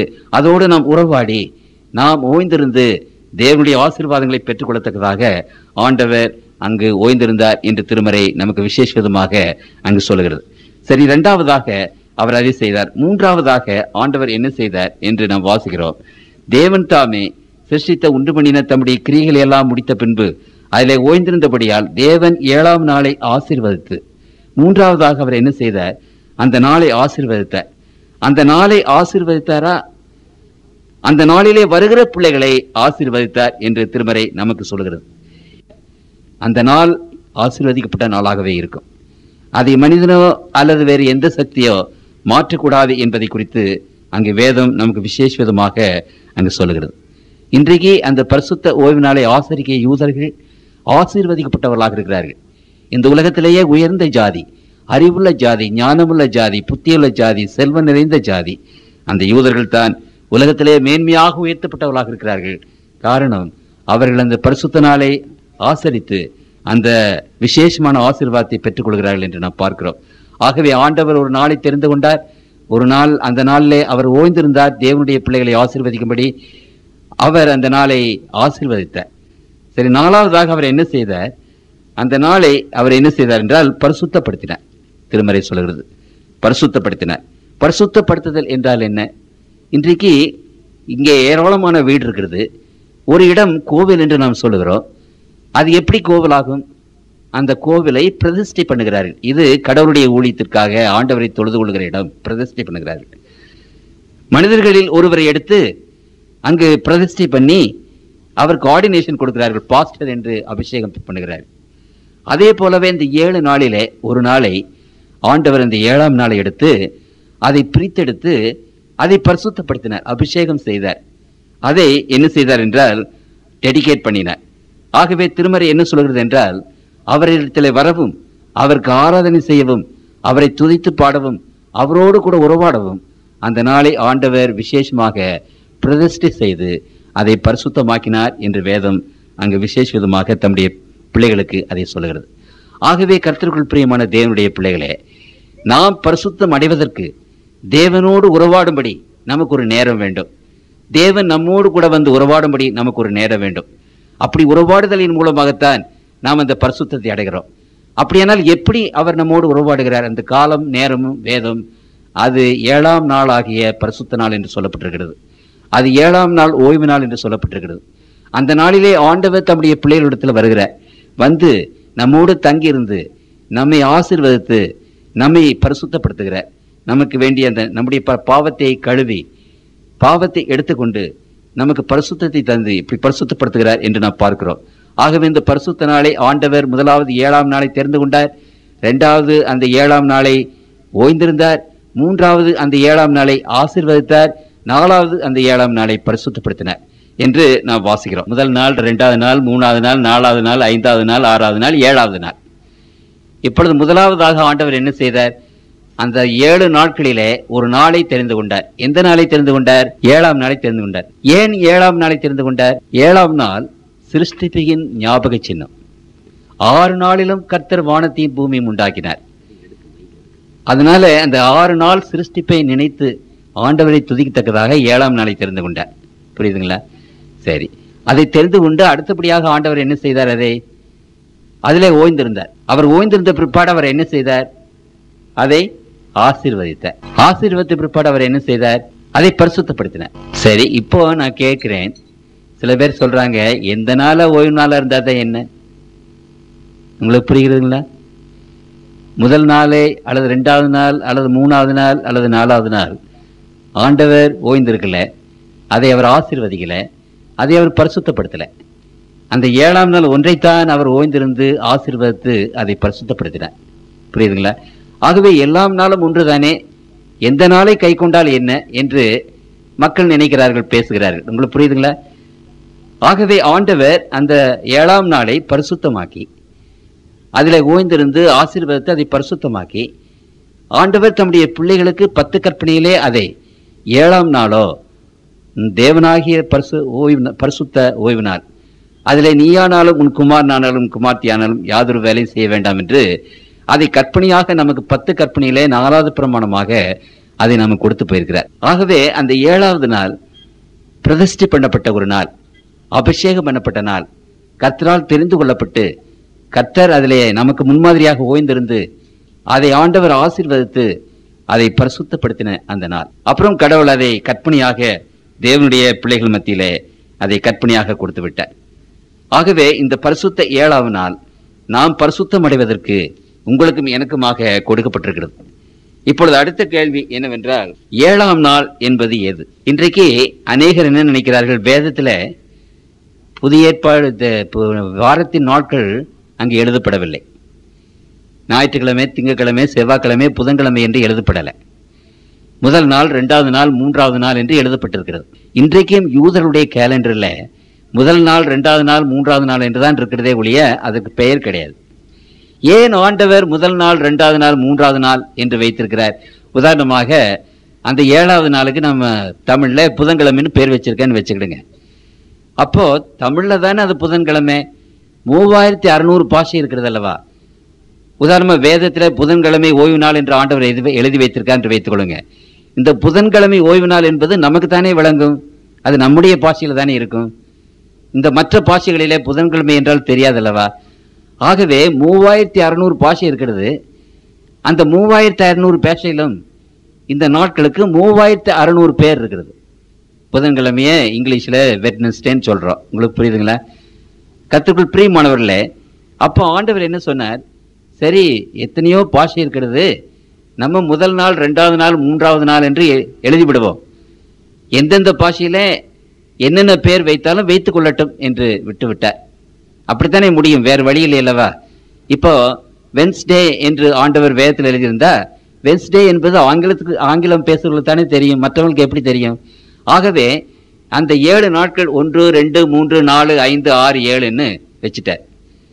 இப்போ பாஷையில் அவங்கவுங்க பாஷையில் அவங்க அந்த நாட்களுக்கு என்ன பேர் கொடுக்குறீங்களோ அந்த பேரை கொடுத்துங்கன்னு சொல்லிட்டார். சரி, அப்படியானால் இன்றைக்கு முன்பு இருக்கிற ஒரு கேள்வி என்ன? ஆண்டவரால் தெரிந்து கொள்ளப்பட்ட அந்த 7வது நாள், ஆண்டவர் ஓய்ந்திருந்த அந்த நாள், அவர் ஆசீர்வதித்த அந்த நாள், அவர் பரிசுத்தப்படுத்தின நாள் எது? நம்முடைய தமிழ் மொழியிலே அது எந்த நாள்? அது புதன்கிழமையா, வியாழக்கிழமையா, வெள்ளிக்கிழமையா, சனிக்கிழமையா, திங்கக்கிழமையா, எந்த நாள்? இது நமக்கு முன்பாக ஒரு கேள்வி. அதை நாம் சற்று நேரம் சிந்திப்போம். முதலாவதாக இந்த கேலண்டர் இங்கே இருக்கிறது. நாம் எல்லோரும் கேலண்டர் வைத்திருக்கிறோம். இந்த கேலண்டரில் நீங்கள் பார்க்கும்போது இந்த கேலண்டர் எல்லோருக்கும் தெரியும். இதில் 7வது நாள் எந்த நாள்? 7வது நாள் எந்த நாள் இதில் போட்டிருக்கிறது? சனிக்கிழமை, இல்லைங்களா? சரி, இந்த கேலண்டர் என்ன? இது வானசாஸ்திர கேலண்டர். வானசாஸ்திரங்களை வைத்து கணிக்கப்பட்டது. அமாவாசை அன்றைக்கு வருகிறது என்று சொன்னால் அன்றைக்கு அமாவாசை வருகிறது, பௌர்ணமி வருகிறது என்று சொன்னால் பௌர்ணமி வருகிறது. இல்லை, வால் நட்சத்திரம் இந்த தேதியிலே வரும் என்று ஆயிரக்கணக்கான வருஷத்துக்கு முன்னதாகவே சொல்லப்படுகிறது. அதே தேதியிலே வால் நட்சத்திரம் தோன்றுகிறது. உங்களுக்கு புரியுதுங்களா? அப்படியானால் இந்த கேலண்டர் என்ன கேலண்டர்? வான சாஸ்திரத்தினால் கணிக்கப்பட்ட கேலண்டர். உங்களுக்கு புரியுதுங்களா? அப்ப இந்த கேலண்டர்ல 7வது நாள் என்று எதை சொல்லப்படுகிறது? சனிக்கிழமை. சரி, 2வதாக கர்த்தருக்குள் பிரியமானவர்களே, ரோமன் கத்தோலிக்க திருச்சபை வேதாகமம் வைத்திருக்கிறார்கள். இங்க போங்க, கொஞ்சம் பழைய வேதாகமா எடுத்துக்கிடுங்க. ரோமன் கத்தோலிக்க திருச்சபையில பழைய வேதாகமத்தை நீங்கள் எடுத்து கீழே குறிப்புகள் கொடுத்திருப்பார்கள் அவர்கள். அந்த பழைய வேதாகம் எனக்கு கிடைக்கவில்லை, உங்களுக்கு அதை காட்டுவதற்கு முடியவில்லை. ஆனாலும் நம்முடைய பாதிரிமார்கள் உங்கள் வீடுகளில் யார் வீட்டிலையாவது இருந்து வாங்கி கொண்டு வருவார்கள். இந்த வேதாகமத்தில் கீழே ஃபுட் நோட் குறிப்பு கொடுத்திருப்பார்கள். அதிலே ஆதியாகமத்தில் இன்னும் மத்தேயு 12ஆம் அதிகாரம் இப்படிப்பட்ட இடங்களிலே 7ஆம் நாள் 7ஆம் நாள் என்று வருகிறது அல்லவா? அதற்கு ஃபுட் நோட்லேயே அவங்க என்ன சொல்றாங்க? சனிக்கிழமை என்று சொல்கிறார்கள். இதை நீங்க எந்த ரோமன் கத்தோலிக்க பைபிள்லையும் நீங்க பார்க்கலாம். நீங்க போய் யாராவது ரோமன் கத்தோலிக்க பைபிள் வச்சிருந்தா நீங்க அதை வாசித்து பாருங்க. 7ஆம் நாள் 7வது நாள் வருது. இப்பொழுது புதிதாக தமிழ் பைபிள் திருத்தி வந்திருக்கிறது. புதிய டிரான்ஸ்லேஷன் இங்கிலீஷ்லையும் சரி தமிழ்லையும் சரி வந்திருக்கிறது. அந்த புதிய டிரான்ஸ்லேஷன்ல முதல் நாள் 2வது நாள் என்று போடாதபடி 7வது நாள் சனிக்கிழமை சாட்டர்டே என்றே போட்டு வந்திருக்கிறது இப்பொழுது. அதை நீங்கள் நன்றாக புரிந்து கொள்ளலாம் ரோமன் கத்தோலிக்க பைபிள்ல. சரி, ரோமன் கத்தோலிக்கருடைய குறிப்பிடத்தில் 10 பிரமாணத்தை பற்றி அவர்கள் எழுதியிருக்கிறார்கள். அவர்கள் ஞானஸ்நானம் பெறுவதற்கு முன்னதாக அந்த 10 பிரமாணத்தை படித்து அதை சொல்ல வேண்டும். அந்த 10 பிரமாணத்தை படிக்கும் போது ஒவ்வொரு பிரமாணமாக அவர்கள் அதை எழுதியிருக்கிறார்கள், விவரித்து எழுதியிருக்கிறார்கள். அதில் அந்த 4வது பிரமாணத்தில் என்ன வாக்கியம் வருகிறது என்று சொன்னால், ரோமன் கத்தோலிக்க வேதாமத்தில் அவருடைய குறிப்பிடத்தில் இந்த ஓய்வு நாள் கற்பனை நம்முடைய வேதத்தில் 4வது கற்பனையாக இருக்கிறது. ரோமன் கத்தோலிக்க வேதத்திலும் 4வதாகத்தான் இருக்கிறது. ஆனால் ரோமன் கத்தோலிக்கருடைய குறிப்பிடத்தில் அந்த கேட்டிகிசம் என்ற புத்தகத்தில் அதை 3வது கற்பனையாக போட்டிருக்கிறார்கள். 2வது கற்பனையை குறிப்பிடத்திலிருந்து எடுத்துட்டாங்க. ஆகவே 4வது கற்பனை 3வது கற்பனையாக மாறிவிட்டது. அந்த பேப்பரை உங்கள் கையிலே கொடுப்பார்கள் என்று நினைக்கிறேன் நீங்கள் போகும்போது. சரி, அப்படியானால் அந்த 3வது கற்பனை என்ன சொல்கிறது? ஓய்வு நாள் எது? கேட்டிகிசம். அதுக்கு பதில் என்ன? 7ஆம் நாள் ஓய்வு நாள். அப்படியானால் 7ஆம் நாள் என்பது எது? அதற்கு பதில் சனிக்கிழமை 7வது நாள். அதற்கு அடுத்தபடியாக ஞாயிற்றுக்கிழமை ஏன் நாம் ஆசரிக்கிறோம்? சனிக்கிழமை ஓய்வு நாளானால் ஞாயிற்றுக்கிழமை ஏன் ஆசரிக்கிறோம்? கத்தோலிக்க திருச்சபையானது அந்த ஓய்வு நாளின் பரிசுத்தத்தை ஞாயிற்றுக்கிழமைக்கு மாற்றி போட்டது. ஆகவே சபையினுடைய சட்டத்தின்படி நாம் ஞாயிற்றுக்கிழமை ஆசரிக்கிறோம் என்று அங்கே வருகிறது. ஆகவே ரோமன் கத்தோலிக்கர்கள் இன்றைக்கு என்ன சொல்கிறார்கள்? அந்த 7வது நாள் இன்றைக்கு அது சனிக்கிழமை என்று தீர்க்கமாக நமக்கு சொல்கிறார்கள். 2 ப்ரூஃப், சரிங்களா? 3வது ப்ரூஃப் என்ன? இன்றைக்கு கிறிஸ்தவர்களாகிய நாம் எல்லாரும் இன்றைக்கு ஞாயிற்றுக்கிழமையை கை கொண்டிருக்கிறோம். ஞாயிற்றுக்கிழமை ஏன் ஆசரிக்கிறோம் என்றால், இயேசு கிறிஸ்து உயிரோடு எழுந்தார். அந்த உயிரோடு எழுந்த நாளை நாம் ஆசரிக்க வேண்டும் என்று சொல்லி ஞாயிற்றுக்கிழமையை நாம் ஆசரிக்கிறோம். அப்படியானால் வேதத்தில் பார்க்கும்போது இயேசு கிறிஸ்து எந்த நாளில் உயிரோடு எழுந்தார்? எந்த நாளில்? வாரத்தின் முதல் நாளில் உயிரோடு எழுந்தார். அப்போ இன்றைக்கு கிறிஸ்தவங்களெல்லாம் என்ன சொல்றோம்? வாரத்தின் முதலாம் நாள் உயிரோடு எழுந்தார். அந்த நாள் எந்த நாள்? ஞாயிற்றுக்கிழமை என்று சொல்கிறோம். இன்றைக்கு இருக்கிற 300 கோடி கிறிஸ்தவர்கள் இன்றைக்கு என்ன சொல்றாங்க? இந்த உலகத்துல 100 கோடி கிறிஸ்தவர்கள் உலகத்தில் ஞாயிற்றுக்கிழமை ஆசரிக்கிற கிறிஸ்தவர்கள் என்ன சொல்கிறார்கள்? ஆண்டவருடைய உயிர் தெழுந்த நாளை ஆசரிக்கிறோம் ஞாயிற்றுக்கிழமை. அதுக்கு தான் ஞாயிற்றுக்கிழமை நாங்கள் கை கொண்டிருக்கிறோம்னு சொல்றாங்க. அப்ப ஞாயிற்றுக்கிழமை எந்த நாள்னு வேதம் சொல்லுது? வாரத்தின் முதல் நாள் காலையிலே ஆண்டவர் உயிரோடு எழுந்தார் என்று வேதம் பேசுகிறது. அப்படியானால் கர்த்தருக்குள் பிரியமானவர்களே, இன்றைக்கு இருக்கிற 100 கோடி கிறிஸ்தவர்களும் வாரத்தின் முதல் நாள் ஞாயிற்றுக்கிழமை என்று சொல்கிறார்கள். அப்ப முதல் நாள் ஞாயிற்றுக்கிழமையானால் 7வது நாள் எந்த நாள்? சனிக்கிழமை. அப்ப 3வது ப்ரூஃப் ஆச்சா? சரி, 4வது ப்ரூஃப் என்னவென்றால், இன்றைக்கு யூதர்கள் உலகமெங்கும் இருக்கிறார்கள். பூனாவில் இருக்கிறார்கள், கொச்சியில இருக்கிறார்கள், திருவனந்தபுரத்தில் இருக்கிறார்கள், எர்ணாகுளத்தில் இருக்கிறார்கள். இந்த கொச்சியில யூதர்களுக்கு ஒரு தேவாலயமே இருக்கிறது. அதை யாருமே போய் பார்க்கலாம். சரி, இந்த யூதர்கள் ஆதியில இருந்து, மோசேயின் காலத்தில இருந்து இந்த யூத ஜனங்கள் கேலண்டர், நம்முடைய கேலண்டர் எல்லாம் யூதருடைய கேலண்டர்ல இருந்து வந்ததுதான். அப்படியானால் மோசையினுடைய காலத்திலிருந்து இந்த நாளை அனுசரித்து வருகிறார்களே, அவர்கள் எந்த நாளை ஆசரிக்கிறார்கள் என்று போய் எட்டி பாருங்க. அவர்கள் ஆசரிக்கிற அந்த நாள் என்னதான்? சனிக்கிழமை தான் அவர்கள் ஆசரித்து வருகிறார்கள். இது 4வது ப்ரூஃப். சரி, 5வது ப்ரூஃப் என்ன? மகமதியர்கள் அவர்களுக்கு விசேஷமான நாள் வாரத்திலே 6வது நாள். அந்த 6வது நாளை அவர்கள் விசேஷமாக கொண்டாடி வருகிறார்கள். அந்த 6வது நாளில் தான் அவர்கள் மதீனாவிலிருந்து அங்கு மக்காவுக்கு புறப்பட்டு போனார்கள், இங்கிருந்து வந்தார்கள். ஆகவே அந்த 6வது நாள் எந்த நாள் அவர்கள் ஆசரிக்கிறார்கள்? புனிதமாக வெள்ளிக்கிழமை. அப்படியானால் 6வது நாள் வெள்ளிக்கிழமையானால் 7வது நாள் எந்த நாள்? சனிக்கிழமை. 5வது ப்ரூஃப். சரி, 6வது ப்ரூஃப் என்னவென்றால், இன்றைக்கு உலகத்தில் எபிரேய பாஷை, அரபி பாஷை, லத்தீன் பாஷை என்ற 40 மொழிகளிலே இந்த 7வது நாளுக்கு என்ன பெயர் தெரியுங்களா? சபாத் டே என்று பெயர். 40 மொழிகளில் உலகத்தில் இந்த 7வது நாளுக்கு என்ன பேருன்னா சபாத் டே என்று பெயர். சபாத் டே என்ற ஓய்வு நாள். ஆகவே கர்த்தருக்குள் பிரியமானவர்களே, இந்த 6 ப்ரூஃபை உங்கள் மத்தியிலே நான் வைக்க விரும்புகிறேன். இந்த 6 ப்ரூஃப்ல நாம் என்ன வாசிக்கிறோம் என்று சொன்னால், இந்த 7வது நாள் என்பது எது? சனிக்கிழமை என்று நமக்கு நன்றாக திட்டவட்டமாக தெரிகிறது. ஆகவே 6 நாட்களும் ஆண்டவர் கிரியை செய்து 7ஆம் நாளிலே ஓய்ந்திருந்த நாள் அந்த சனிக்கிழமை. அவர் ஆசீர்வதித்த நாள் அந்த சனிக்கிழமை. அவர் பரிசுத்தமாக்கப்பட்ட நாள் அந்த சனிக்கிழமை. அப்படியானால் கர்த்தருக்குள் பிரியமானவர்களே, திருமறை அதை குறித்து வெகு திட்டவட்டமாக சொல்லுகிறது. ஆண்டவர் ஓய்ந்திருக்கிறார். உதாரணமாக நம்முடைய பிரதம மந்திரி இங்கே மெட்ராஸுக்கு வருகிற புதன்கிழமை காலையில 8 மணிக்கு வருகிறார் என்று வைத்துக் கொள்ளுங்கள். நாம வியாழக்கிழமை காலையில் 8 மணிக்கு போனா பார்க்க முடியுமா? அந்த பரிசுத்த ஓய்வு நாள் என்பதனுடைய அந்த விளக்கமே என்ன? ஆண்டவர் அன்றைக்கு தம்முடைய மக்களை சந்திக்க வருகிறார். அப்ப அவர் வருகிற நாளிலே நாம் போவதா, அல்லது நாம் ஏதாவது ஒரு ஏற்பாட்டை செய்து கொண்டு நாம் அந்த நாளிலே போவதா? அதனால்தான் ஆண்டவர் திட்டவட்டமாக அந்த நாளை குறிப்பிட்டு அந்த நாளிலே ஓய்ந்திருந்து அந்த நாளை ஆசீர்வதித்து அந்த நாளை பரிசுத்தப்படுத்தி அந்த நாள் இன்ன நாள் என்பது நமக்கு திட்டவட்டமாக அங்கே சொல்லியிருக்கிறார். ஆகவே கர்த்தருடைய பிள்ளைகள் அந்த ஆசீர்வதிக்கப்பட்ட நாளை விட்டுவிட்டு வேறொரு நாளிலே, பரிசுத்தமாக்கப்பட்ட நாளை விட்டுவிட்டு வேறொரு நாளிலே நாம் போவோமானால் அதுல என்ன பிரயோஜனம்? அந்த நாளில் நாம் போய் ஆராதனை செய்தால் நாம் பரிசுத்தம் அடைய முடியுமா என்று இப்படிப்பட்ட பிரச்சனைகள் எல்லாவற்றையும் உங்கள் மத்தியிலே நான் வைக்க விரும்புகிறேன். கர்த்தருக்குள் பிரியமான தேவனுடைய பிள்ளைகளே, இன்றைக்கு இது ஏன் நாங்கள் முக்கியமாக சொல்லுகிறோம் என்று சொன்னால், இன்றைக்கு கர்த்தருடைய பிள்ளைகள் பரிசுத்தம் அடைய வேண்டும். பரிசுத்தம் அடைந்து தேவனுடைய ராஜ்யத்துக்கு போக வேண்டும். அந்த பரிசுத்தம் அடைந்து தேவனுடைய ராஜ்யத்துக்கு போவதற்கு ஒரே ஒரு வழி, ஆண்டவருடைய பரிசுத்தத்தை நாம் பெற்றுக்கொள்ள வேண்டும். அது எப்படி பெற்றுக்கொள்வது? அவரை போய் நாம் பார்க்க வேண்டும், அவரோடு கூட நாம் உறவாட வேண்டும். அப்படி அவரை பார்க்கவும் அவரை உறவாடவும் நமக்கு ஆண்டவர் கொடுத்திருக்கிற நாள் அந்த 7வது நாள். ஆகவே 7வது நாளை கர்த்தர் என்ன சொல்கிறார்? பரிசுத்த ஓய்வு நாள் என்று சொல்கிறார். தேவன் ஓய்ந்திருக்கிறார் நமக்காக.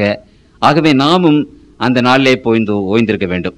உங்களுக்கு தெரிந்தபடி நான் அடிக்கடி சொன்ன பிரகாரமாக பரிசுத்த ஓய்வு நாளை உண்டாக்கி ஆதாம் ஏவாளோடு வந்து ஓய்ந்திருந்த கடவுள் யார் என்றால் கர்த்தராகிய இயேசு கிறிஸ்து.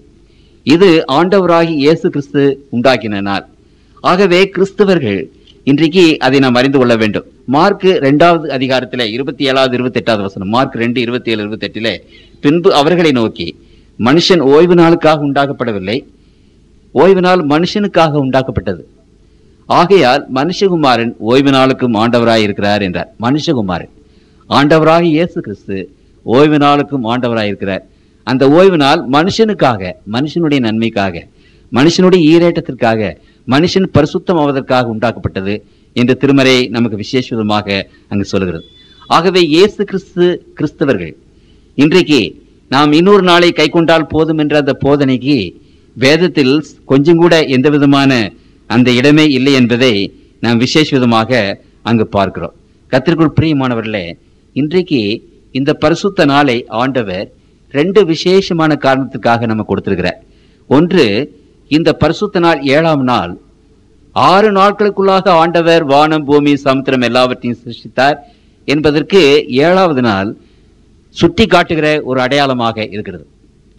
நீங்கள் ஏன் 7ஆம் நாளை கை கொள்கிறீர்கள் என்று கேட்டால், ஏனென்றால் எங்கள் ஆண்டவர் 6 நாட்களுக்குள்ளே அண்ட சராசரங்களை படைத்த உண்மையான தெய்வம். உண்மையான தெய்வத்திற்கு அறிகுறி. அண்ட சராசரங்களை படைத்தவர் உண்மையான தெய்வம். படைத்தவர் தான் உண்மையான தெய்வம். சிருஷ்டிகர்த்தா தான் உண்மையான தெய்வம். அப்படியானால் அவர் உண்மையான தெய்வம் என்பதை சுட்டி காட்டுகிறது அந்த 7வது நாள் ஓய்வு நாள்.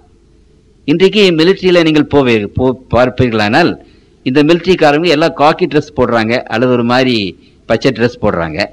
போட்டு விட்டு கடைசியில் இந்த கையில், வலது கையில் பட்டை இருக்கிறது. அங்கே 1 கோடு, 2 கோடு, 3 கோடு, அப்புறம் ஸ்டார் என்று இப்படி பல்வேறு விதமான அந்த பட்டைகள் அங்கே இருக்கின்றன. அப்போ எல்லா சோல்ஜர்ஸும், எல்லா சிப்பாய்களும் ஒரே மாதிரி உடை அணிந்திருந்த போதிலும் அந்த கையில் இருக்கிற பட்டையை பார்த்து இது என்ன என்பதை கண்டுபிடிக்கிறார்கள். அவர்கள் என்ன கேப்டனா அல்லது கர்னலா அல்லது ஜெனரலா என்று அந்த பட்டையை பார்த்து தான் கண்டுபிடிக்கிறார்கள். அந்த பட்டையை ஒருவேளை நீங்கள் எடுத்துவிட்டு அந்த பட்டை இல்லாமல் அவர்கள் வருவார்களானால் அப்பொழுது அவர்கள் யார் என்று நம்மால் கண்டுபிடிக்க முடியாது. கர்த்தருக்குள் பிரியமானவர்களே, அண்ட சராசரங்களை படைத்த உண்மையான தெய்வம் ஆண்டவராகிய இயேசு கிறிஸ்து என்பதற்கு பட்ட அடையாளம் அந்த ஓய்வு நாள் ஆசரிப்பு, 7ஆம் நாள் ஓய்வு நாள் ஆசரிப்பு. ஆகவேதான் கர்த்தருக்குள் பிரியமானவர்களே, சாத்தான் தான் கடவுளாக வேண்டும் என்று விரும்பின போது இந்த ஓய்வு நாளை அவன் வெறுத்தார். ஏனென்றால் இந்த ஓய்வு நாளில் தான் ஆண்டவர் 6 நாட்களிலே வானம், பூமி எல்லாவற்றையும் சிருஷ்டித்தார் என்று சுட்டி காட்டுகிறது. அது ஒரு பட்டையாக, அடையாள சின்னமாக இருக்கிறது. ஆகவே சாத்தான் அந்த அடையாள சின்னத்தை ஒழித்து விட்டால் இயேசு கிறிஸ்துவானவர் இந்த அண்ட சராசரங்களின் சிருஷ்டிகர்த்தா என்பதை ஒழித்து விடலாம். அப்படி இயேசு கிறிஸ்துவானவர் இல்லை என்று சொல்லிவிட்டால் தான் கடவுளாக முடியும் என்று சாத்தான் நினைத்தான். ஆகவே கடவுள் அண்ட சராசரங்களை சிருஷ்டித்தவர் என்பதை சுட்டி காட்டுகிறார் அந்த அடையாளமாக 7ஆம் நாள் ஓய்வு நாள் ஆசரிப்பை ஒழித்து விட்டால் அப்பொழுது ஆண்டவராய் இயேசு கிறிஸ்து சிருஷ்டிகர்த்தா என்று சொல்வதற்கு வேற ஒன்றும் கிடையாது. தான் உலகத்தின் கடவுள் என்று தனி சொல்லிக் கொள்ளலாம். ஆகவேதான் இவ்வளவு இந்த விதமான ஏற்பாடு இன்றைக்கு உலகத்தின் மக்கள் மத்தியிலே, ஆண்டவரை தொழுது கொள்ளுகிற கிறிஸ்தவர்கள் மத்தியில அந்த 7ஆம் நாள் ஓய்வு என்பதை எடுக்கப்பட்டு விட்டு வேறு ஒரு நாள் அங்கே உண்டாக்கப்பட்டு விட்டது. இதனுடைய அர்த்தம் என்ன என்று அநேகருக்கு தெரியாது. இன்றைக்கு அது வாழையடியாக வந்து விட்டபடினாலே தேவனுடைய பிள்ளைகள் சரி இதுதான் ஓய்வு நாள் என்று சொல்லி நாம் கவனிக்காதபடி அதை பின்பற்றியே வந்துவிட்டோம். பாரம்பரியம் அது. வேத வசனத்தில் அப்படி இல்லை. கர்த்தருக்குள் பிரியமானவர்களே, மனிதர்களுடைய வழக்கம், சபையினுடைய சட்டமாக அதை கொண்டு வந்து விட்டது. ஆகவே தெரியாதபடி அறியாதபடி நாம் இவ்வளவு நாட்களாக இந்த 7ஆம் நாள் ஓய்வு நாள் என்பதை அறியாமல் வேறொரு நாளை நாம் ஓய்வு நாளாக பக்தியோடு கை கொண்டு வந்து விட்டோம். ஆனாலும் இன்றைக்கு கர்த்தருடைய பிள்ளைகள் மத்தியில ஆண்டவர் இதை சொல்லுகிறார். இது ஏன் நான் ஒரு விசேஷமான கூட்டம் என்று சொன்னேன் என்று சொன்னால், இது இந்த உலகத்தின் மக்களுக்கு மறைக்கப்பட்ட ஒரு விசேஷமான ஒரு சத்தியம். ஏன் அதை விசேஷமான சத்தியம் என்று சொல்லுகிறேன் என்று சொன்னால், தேவனுடைய ராஜ்யத்திற்கு போவதற்கு பரிசுத்தம் இல்லாமல் போக முடியாது. அந்த பரிசுத்தத்தை நீங்களும் நானும் பெற்றுக்கொள்வதற்கு ஆண்டவர் தம்முடைய பிள்ளைகளை கொடுத்த ஒரே ஒரு வழி, த ஒன்லி வே. அந்த ஒரு வழியை சாத்தான் அடைத்து விட்டால் நாம் ஆண்டவரிடத்தில் எப்படி அந்த பரிசுத்தத்தை பெற்றுக்கொள்வது? எப்படி தேவனுடைய ராஜ்யத்துக்கு நாம் போவது? ஆகவே கர்த்தருக்குள் பிரியமானவர்களே, இந்த காரியம் ஒரு முக்கியமான ஒரு காரியம். இந்த காரியத்தை கர்த்தருடைய பிள்ளைகள் தீர்க்கமாக ஆராய்ச்சி பண்ணி உணர்ந்து அதை நன்றாக அறிந்து நாம் நம்முடைய செயலிலே அதை காட்ட வேண்டும், செயல்பட வேண்டும் என்று ஆண்டவர் அங்கு விரும்புகிறார். சரி, நீங்க ஓய்வு நாளை பற்றி ஏன் சொல்றீங்க? இயேசு கிறிஸ்துவை பிரசங்கியம் பண்ணுங்க என்று சிலர் சொல்லுகிறார்கள். அந்த ஓய்வு நாளில் தானே கர்த்தராய் இயேசு கிறிஸ்துவானவர் அண்ட சராசர்களின் ஆண்டவர் என்று அந்த ஓய்வு நாள் தானே சொல்லுகிறது. அந்த ஓய்வு நாள் தானே அவரை அண்ட சராசர்களின் கடவுள் என்று சொல்லுகிறது, உண்மை தெய்வம் என்று சொல்லுகிறது. இந்த உலகத்தில் எத்தனையோ தெய்வங்கள் இருக்கிறார்களே, இந்த தெய்வங்களிலே உண்மை தெய்வம் எது என்று கேள்வி வரும்போது அந்த 7ஆம் நாளாகிய ஓய்வு நாள் தானே. 6 நாட்களுக்குள்ளாக ஆண்டவர் இந்த அண்ட சராசரங்களை சிருஷ்டித்தார். ஆகவே 7ஆம் நாளிலே நாங்கள் ஓய்ந்திருக்கிறோம் என்று அந்த 7ஆம் நாள் தானே இயேசு கிறிஸ்துவாகிய ஆண்டவரை இந்த அண்ட சராசரத்தின் சிருஷ்டிகர்த்தாவாக உண்மை தெய்வமாக இன்றைக்கு நமக்கு சுட்டி காட்டுகிறது.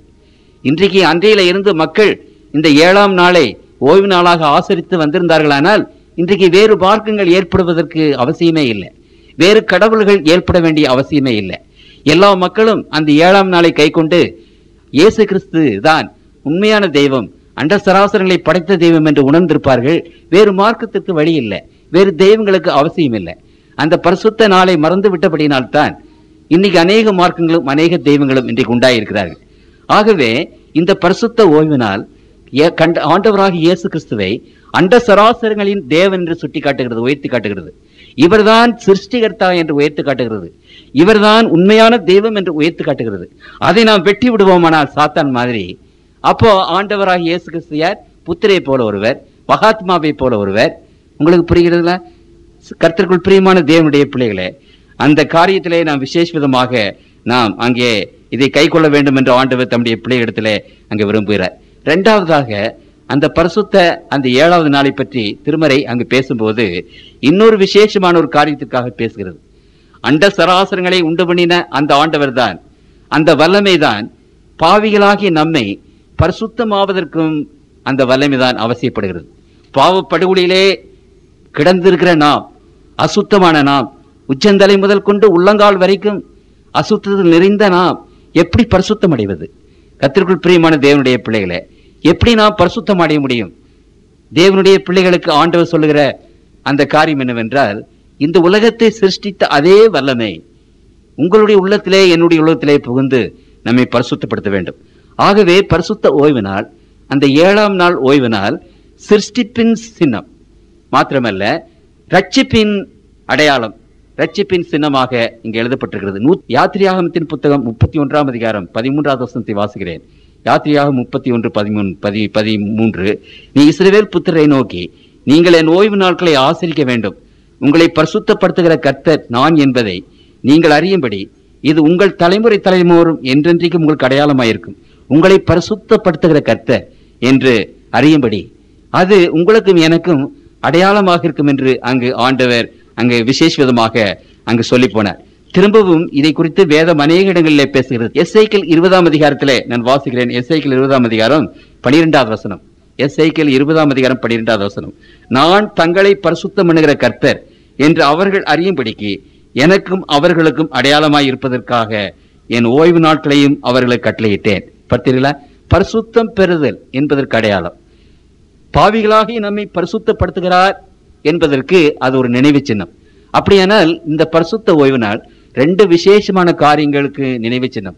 ஒன்று, 6 நாட்களுக்குள்ளாக ஆண்டவர் அண்ட சராசரங்களை படைத்தார் என்பதனுடைய அடையாள சின்னம்.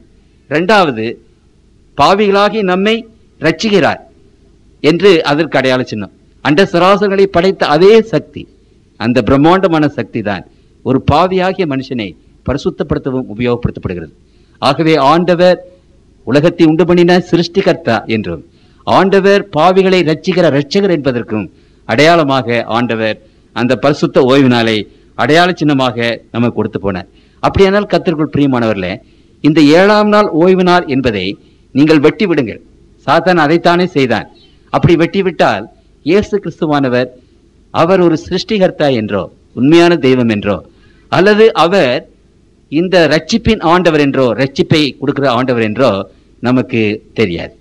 அதை வெட்டிவிட்டால் அந்த ரெண்டும் போய்விடும். அப்புறம் இயேசு கிறிஸ்து யார் என்று நீங்கள் மற்றவர்களுக்கு எப்படி நிரூபிக்க முடியும்? நம்ம பாட்டுக்கு அவர் ஆண்டவர் என்று சொல்ல வேண்டியதுதான். அதற்கு என்ன ப்ரூஃப், என்ன அடையாளம்? ஆகவே கர்த்தருக்குள் பிரியமானவர்களே, இந்த ரெண்டு விசேஷமான காரியங்களுக்காக அடையாள சின்னமாக அந்த பரிசுத்த ஓய்வு நாள் இருக்கிறது. அந்த பரிசுத்த ஓய்வு நாளிலே தேவனுடைய பிள்ளைகள் வந்து அவரோடு கூட தங்கி அன்றைக்கு வேத வாசிப்பு, அன்றைக்கு ஜெபம், அன்றைக்கு பாட்டு, அந்த நாள் முழுவதும் தேவனுடைய பாதத்திலே உட்கார்ந்திருப்பது, உட்கார்ந்து அவருடைய முகத்தை பார்த்து அவருடைய பரிசுத்தத்திலே பங்கு கொள்கிறோம். இந்த பாவியாகி நாம் பரிசுத்தம் அடைந்து அங்கே ஆண்டவருடைய பிள்ளைகள் ஆகுகிறோம். ஆகவே தேவன் நம்மை ரட்சிக்கிறார், நம்மை பரிசுத்தப்படுத்துகிறார் என்பதற்கு அடையாளமும் அந்த பரிசுத்த ஓய்வினால் தான். அண்ட சராசரங்களை சிருஷ்டித்த ஆண்டவர் அவர்தான் நமக்கு உண்மையான தெய்வம், வணக்கத்திற்குரியவர், தொழுகைக்குரியவர் என்பதற்கும் இந்த 7ஆம் நாள் தான் என்பதை திருமறை நமக்கு விசேஷமாக அங்கு சொல்லுகிறது. அப்படியானால் கர்த்தருக்குள் பிரியமான தேவனுடைய பிள்ளைகளே, மூன்றாவதாக இந்த பரிசுத்த ஓய்வு நாளை ஆசிரிக்கிற பிள்ளைகளுக்கு ஆண்டவர் ஏராளமான ஆசீர்வாதங்களை தம்முடைய பிள்ளைகளுக்கு வைத்து போயிருக்கிறார். அந்த ஆசீர்வாதத்திற்கு வேதத்தில் கணக்கே கிடையாது. கர்த்தருடைய பிள்ளைகள் ஆசீர்வதிக்கப்பட்ட பிள்ளைகளாக இருக்க வேண்டும். கர்த்தருடைய பிள்ளைகள் இந்த உலகத்தில் உன்னதமாக உயர்த்தப்பட வேண்டும். கர்த்தருடைய பிள்ளைகள் கவலை இல்லாமல், கண்ணீர் இல்லாமல், மனமகிழ்ச்சியோடு வாழ வேண்டும். இப்படிப்பட்ட பெரிய ஆசீர்வாதங்களை கர்த்தர் தம்முடைய பிள்ளைகளுக்கு கொடுத்திருக்கிறார். நான் வாசிக்கிறேன். ஏசாயா 58ஆம் அதிகாரம் 13வது வசனம். என் பரிசுத்த நாளாகிய ஓய்வு நாளிலே உனக்கு இஷ்டமானதை செய்யாதபடி உன் காலை விலக்கி உன் வழிகளின்படி நடவாமலும் உனக்கு இஷ்டமானதை செய்யாமலும் உன் சொந்த பேச்சை பேசாமலும் இருந்து ஓய்வு நாளை கர்த்தருடைய மனமகிழ்ச்சி நாள் என்றும் கர்த்தருடைய பரிசுத்த நாளை மகிமையான நாள் என்றும் சொல்லி அதை மகிமையாக எண்ணுவாயானால், பரிசுத்த நாளை உதாரணமாக கை கொள்வாயானால், பரிசுத்தமாக அதை கடைபிடிப்பாயானால், அப்பொழுது கர்த்தரில் மனமகிழ்ச்சியாயிருப்பாய். பார்த்தீங்களா, மனமகிழ்ச்சி. ஆண்டவருடைய வேதம் சொல்லுகிறது, நாம் பரலோகத்திலே நித்திய மகிழ்ச்சி அவர்கள் தலைமையில் இருக்கும் என்று சொல்லுகிறது. இன்றைக்கு மனமகிழ்ச்சி எங்கே? ஒரு சிறிது நேரம் சந்தோஷமாக இருந்தால் மற்ற நேரமெல்லாம் துக்கப்படுகிற மாதிரி தான் இருக்கிறது. கர்த்தருக்குள் பிரியமானவர்களே, தேவனுடைய பிள்ளைகள் மகிழ்ச்சியாக இருக்க வேண்டும். அந்த மகிழ்ச்சி எப்பொழுது கர்த்தர் தம்முடைய பிள்ளைகளுக்கு கொடுக்கிறார்? அந்த பரிசுத்த நாளை ஆசரிக்கும் போது அந்த மகிழ்ச்சி தேவனுடைய பிள்ளைகளுக்கு ஆண்டவர் கொடுக்கிறார். எந்த விதமான துக்கமும், துயரமும், கஷ்டங்களும், துன்பங்களும் மனிதனிடத்திலிருந்து அந்த மகிழ்ச்சியை எடுத்து போட முடியாது என்று திருமறை நமக்கு சொல்கிறது. அப்புறம் ஆண்டவர் சொல்கிறார், பூமியின் உயர்ந்த இடங்களிலே உன்னை ஏறி இருக்கும்படி பண்ணி, இந்த உலகத்தின் மக்கள் எல்லாருக்கும் மேலே உன்னை உயர்த்தி, அறிவிலே, ஞானத்திலே, புத்தியிலே, எல்லா விதமான காரியங்களிலும் நம்மை எல்லா ஜாதிகளுக்கு மேலாக உயர்த்துவார். இன்றைக்கு யூதர்களை ஆண்டவர் உயர்த்திருக்கிறார். அதற்கு ஒரு உதாரணம், ஆண்டவருடைய வாய் பொய் சொல்லாது. தேவனுடைய கற்பனை கை கொள்கிற பிள்ளைகளுக்கு, ஒருவேளை இந்த பரிசுத்த ஓய்வு நாளை கை கொள்கிற பிள்ளைகள் ஒரு சிலர் ஆசீர்வதிக்கப்படவில்லை, உயர்த்தப்படவில்லை என்பதை நீங்கள் பார்த்தீர்களானால் காரணம் என்ன? அவர்கள் செய்கையில அதை செய்யாமல் இருக்கிறார்கள் என்பதுதான் அர்த்தம். இந்த மனிதன், இந்த மகள் இந்த பரிசுத்த ஓய்வு நாளை ஆசரிக்கிறார்களோ அவர்கள் நிச்சயமாகவே எல்லா மக்களுக்கு மேலாக அவர்களும் அவருடைய குடும்பம் உயர்த்தப்படுவார்கள். இன்றைக்கு அடையாளமாக யூத ஜாதி இன்றைக்கு அதற்கு ஒரு அடையாளமாக இருக்கிறது. ஆண்டவர் சொல்கிறார், உன் தகப்பனாகிய யாக்கோப்புடைய சுதந்திரத்தால் உன்னை போஷிப்பேன். அப்படி என்றால் என்ன? யாக்கோப்பு தன்னுடைய தகப்பனுக்கும் தமையனுக்கும் பயந்து ஒரு ஆட்டுக்கோலை பிடித்து கொண்டு தன்னுடைய உடம்பில் ஒரு சிறிய துணியை சுத்தி கண்டு ஓடினான். அனாதையாக ஓடினான், ஒன்றுமில்லாதவனாக ஓடினான். அவன் திரும்பி வரும்போது ஏராளமான ஆடு மாடுகள், ஏராளமான சொத்து சுகத்தோடு திரும்பி வந்தார். யாக்கோப்பின் சுதந்திரத்தால் உன்னை போஷிப்பேன். ஆகவே பஞ்சைகளும் பிரதேசிகளுமாக கர்த்தருடைய பிள்ளைகள் இந்த பரிசுத்த ஓய்வு நாளை நீங்கள் ஆரம்பிங்கள். உண்மையாக கை கொள்வீர்களானால் அப்படிப்பட்ட ஒரு செல்வாக்கு, ஒரு வளமை, ஒரு செல்வம் கர்த்தருடைய பிள்ளைகளுக்கு அங்கே பிராமிஸ் பண்ணப்பட்டிருக்கிறது, அங்கே வாக்குத்தத்தம் பண்ணப்பட்டிருக்கிறது. இதை சேனைகளின் கர்த்தருடைய வாய் இதை சொல்லிட்டு ஆண்டவர் இதை உரைக்கிறார் என்று வேதம் அங்கே சொல்லுகிறது. அவருடைய சொந்த வாயினாலே ஆண்டவர் உரைக்கப்பட்ட அந்த ஆசீர்வாதங்கள், இந்த ஆசீர்வாதங்களை பெற்றுக்கொள்ளும்படி என் ஓய்வு நாட்களை ஆசரித்து எனக்கு இன்பமானவைகளை தெரிந்து கொண்டு என் உடன்படிக்கை பற்றி கொண்டிருக்கிற அன்னர்களை குறித்து சொல்கிறதாவது, நான் அவர்களுக்கு என் ஆலயத்திலும் என் மதில்களுக்குள்ளும் குமாரருக்கும் குமார்த்திகளுக்கும் உரிய இடத்தையும் கீர்த்தியை பார்க்கலும் உத்தமமான இடத்தையும் கீர்த்தியும் கொடுப்பேன். கர்த்தருக்குள் பிரியமானவர்களே, என் பரிசுத்த பருவத்தை கொண்டு வந்து 7வது வசனம், என் ஜெப வீட்டில் அவர்களை மகளை பண்ணுவேன். என்னுடைய ஆலயத்தில் அவர்கள் தூணாக இருப்பார்கள், என் ஆலயத்திலே அவர்கள் சந்தோஷமாக இருப்பார்கள். என் ஆலயத்திற்கு கொண்டு வந்து, என்னுடைய ஜெப வீட்டுக்கு கொண்டு வந்து, எவ்வளவு விசேஷமான ஆசீர்வாதங்கள்! அந்த பரிசுத்த ஓய்வு நாளை ஆசரிக்காதபடினாலே இன்றைக்கு கர்த்தருடைய பிள்ளைகள் அந்த ஆசீர்வாதங்கள் எல்லாவற்றையும் இழந்து இன்றைக்கு நாம் வறுமைப்பட்டவர்களாக, இது இலை உதிர்ந்த மரத்தை போல முட்ட மரமாக இன்றைக்கு நாம் உலகத்தில் உட்கார்ந்து கொண்டிருக்கிறோம். ஆகவேதான் கர்த்தருடைய பிள்ளைகளுக்கு ஆண்டவர் இங்கு என்ன சொல்கிறார்? விசேஷமாக எச்சரிப்பின் சத்தமாக சொல்கிறதே எசேக்கியேல் 22ஆம் அதிகாரம் 26வது வசனத்திலே நான் வாசிக்கிறேன். அதன் ஆசாரியர்கள் பாருங்க, யாருன்னு பாருங்க, ஊழியக்காரர்கள், பாஸ்டர்மார்கள், அதன் ஆசாரியர்களின் வேதத்துக்கு அநியாயம் செய்து என் பரிசுத்த வஸ்துக்களை பரிசுத்த குலைச்சலாக்குகிறார்கள். பரிசுத்தம் உள்ளதற்கும் பரிசுத்தம் இல்லாததற்கும் வித்தியாசம் பண்ணாமலும், அசுத்தம் உள்ளதற்கும் அசுத்தம் இல்லாததற்கும் உண்டான வேற்றுமையை காண்பியாமலும் இருந்து என் ஓய்வு நாட்களுக்கு தங்கள் கண்களை மூடிக்கொள்கிறார்கள். அவர்கள் நடுவிலே நான் கனவீனம் பண்ணப்படுகிறேன். இன்றைக்கு உலகத்தின் மக்கள் மத்தியில பரிசுத்த ஓய்வு நாளை பற்றி பேசும்போது அந்த ஆசாரியர்கள், பாதிரிமார்கள், இவர்கள் எல்லாம் அந்த ஓய்வு நாளுக்கு தங்கள் கண்களை மூடிக்கொள்கிறார்கள் என்று வேதம் சொல்கிறது. இன்னைக்கு அதுதானே நடக்கிறது. ஆகவே அவர்கள் மத்தியில் நான் கனவீனம் பண்ணப்படுகிறேன் என்று ஆண்டவர் தம்முடைய பிள்ளைகளிடத்தில் அங்கே சொல்லுகிறார். 28 அதன் தீர்க்கதரிசிகள் அபத்தமானதை தரிசித்து பொய் சாஸ்திரத்தை அவர்களுக்கு சொல்லி ஆண்டவர் உரைத்தார் என்று சொல்லி அவர்களுக்கு சாரமற்ற சாந்தை பூசுகிறார்கள். அப்படியானால் அவர்கள் கட்டுகிற கட்டடம் சாரமற்ற சாந்த பூசின கட்டடமாக இருக்கிறது. அதிலே பிரயோஜனம் இல்லை என்று திருமறை விசேஷமாக தம்முடைய பிள்ளைகள் மத்தியிலே ஆண்டவர் சொல்லுகிறார். அந்த 20ஆம் அதிகாரத்திலே கர்த்தர் தம்முடைய பிள்ளைகள் மத்தியிலே சொல்லுகிற ஒரு காரியத்தை மாத்திரம் நான் வாசிக்க விரும்புகிறேன்.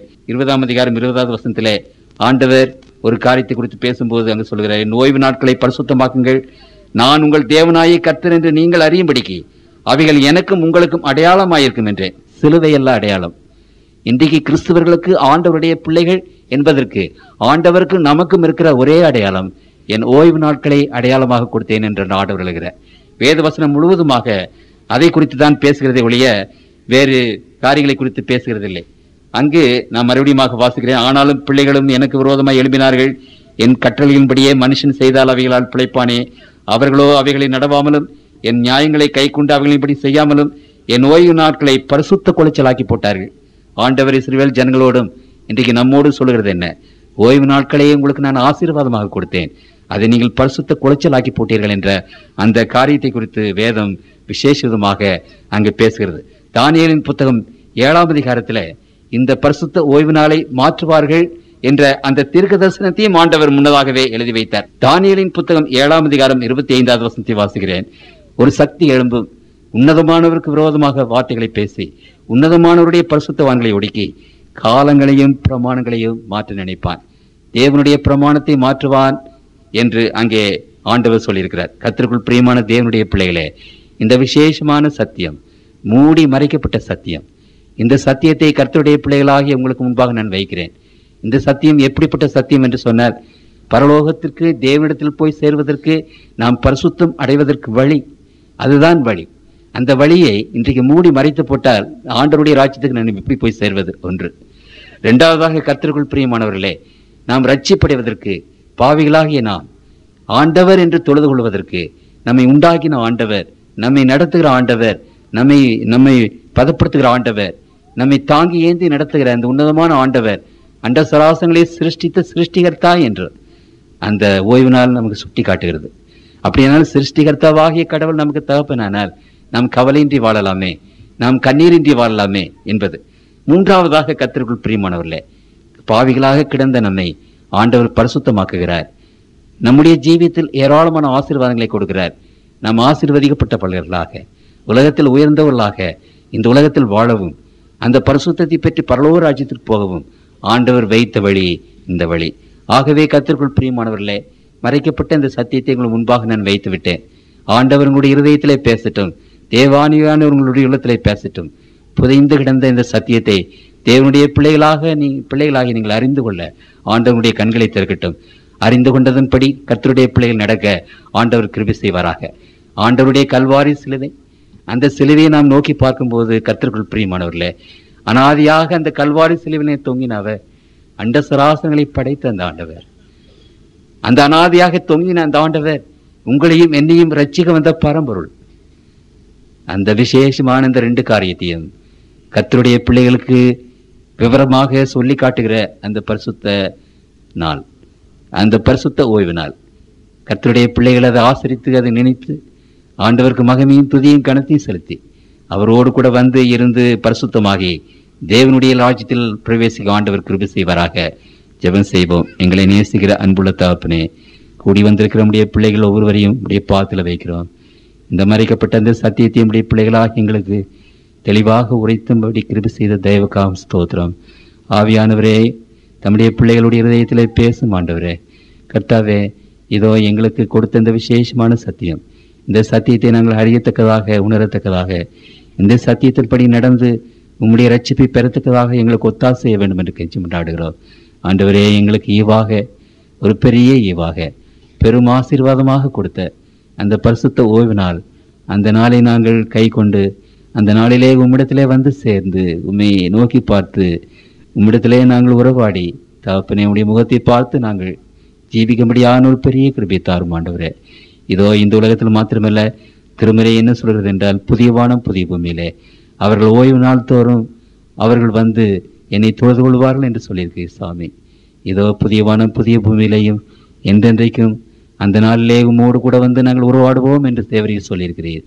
அப்படிப்பட்ட கிருபையை உடைய பிள்ளைகளுக்கு தந்து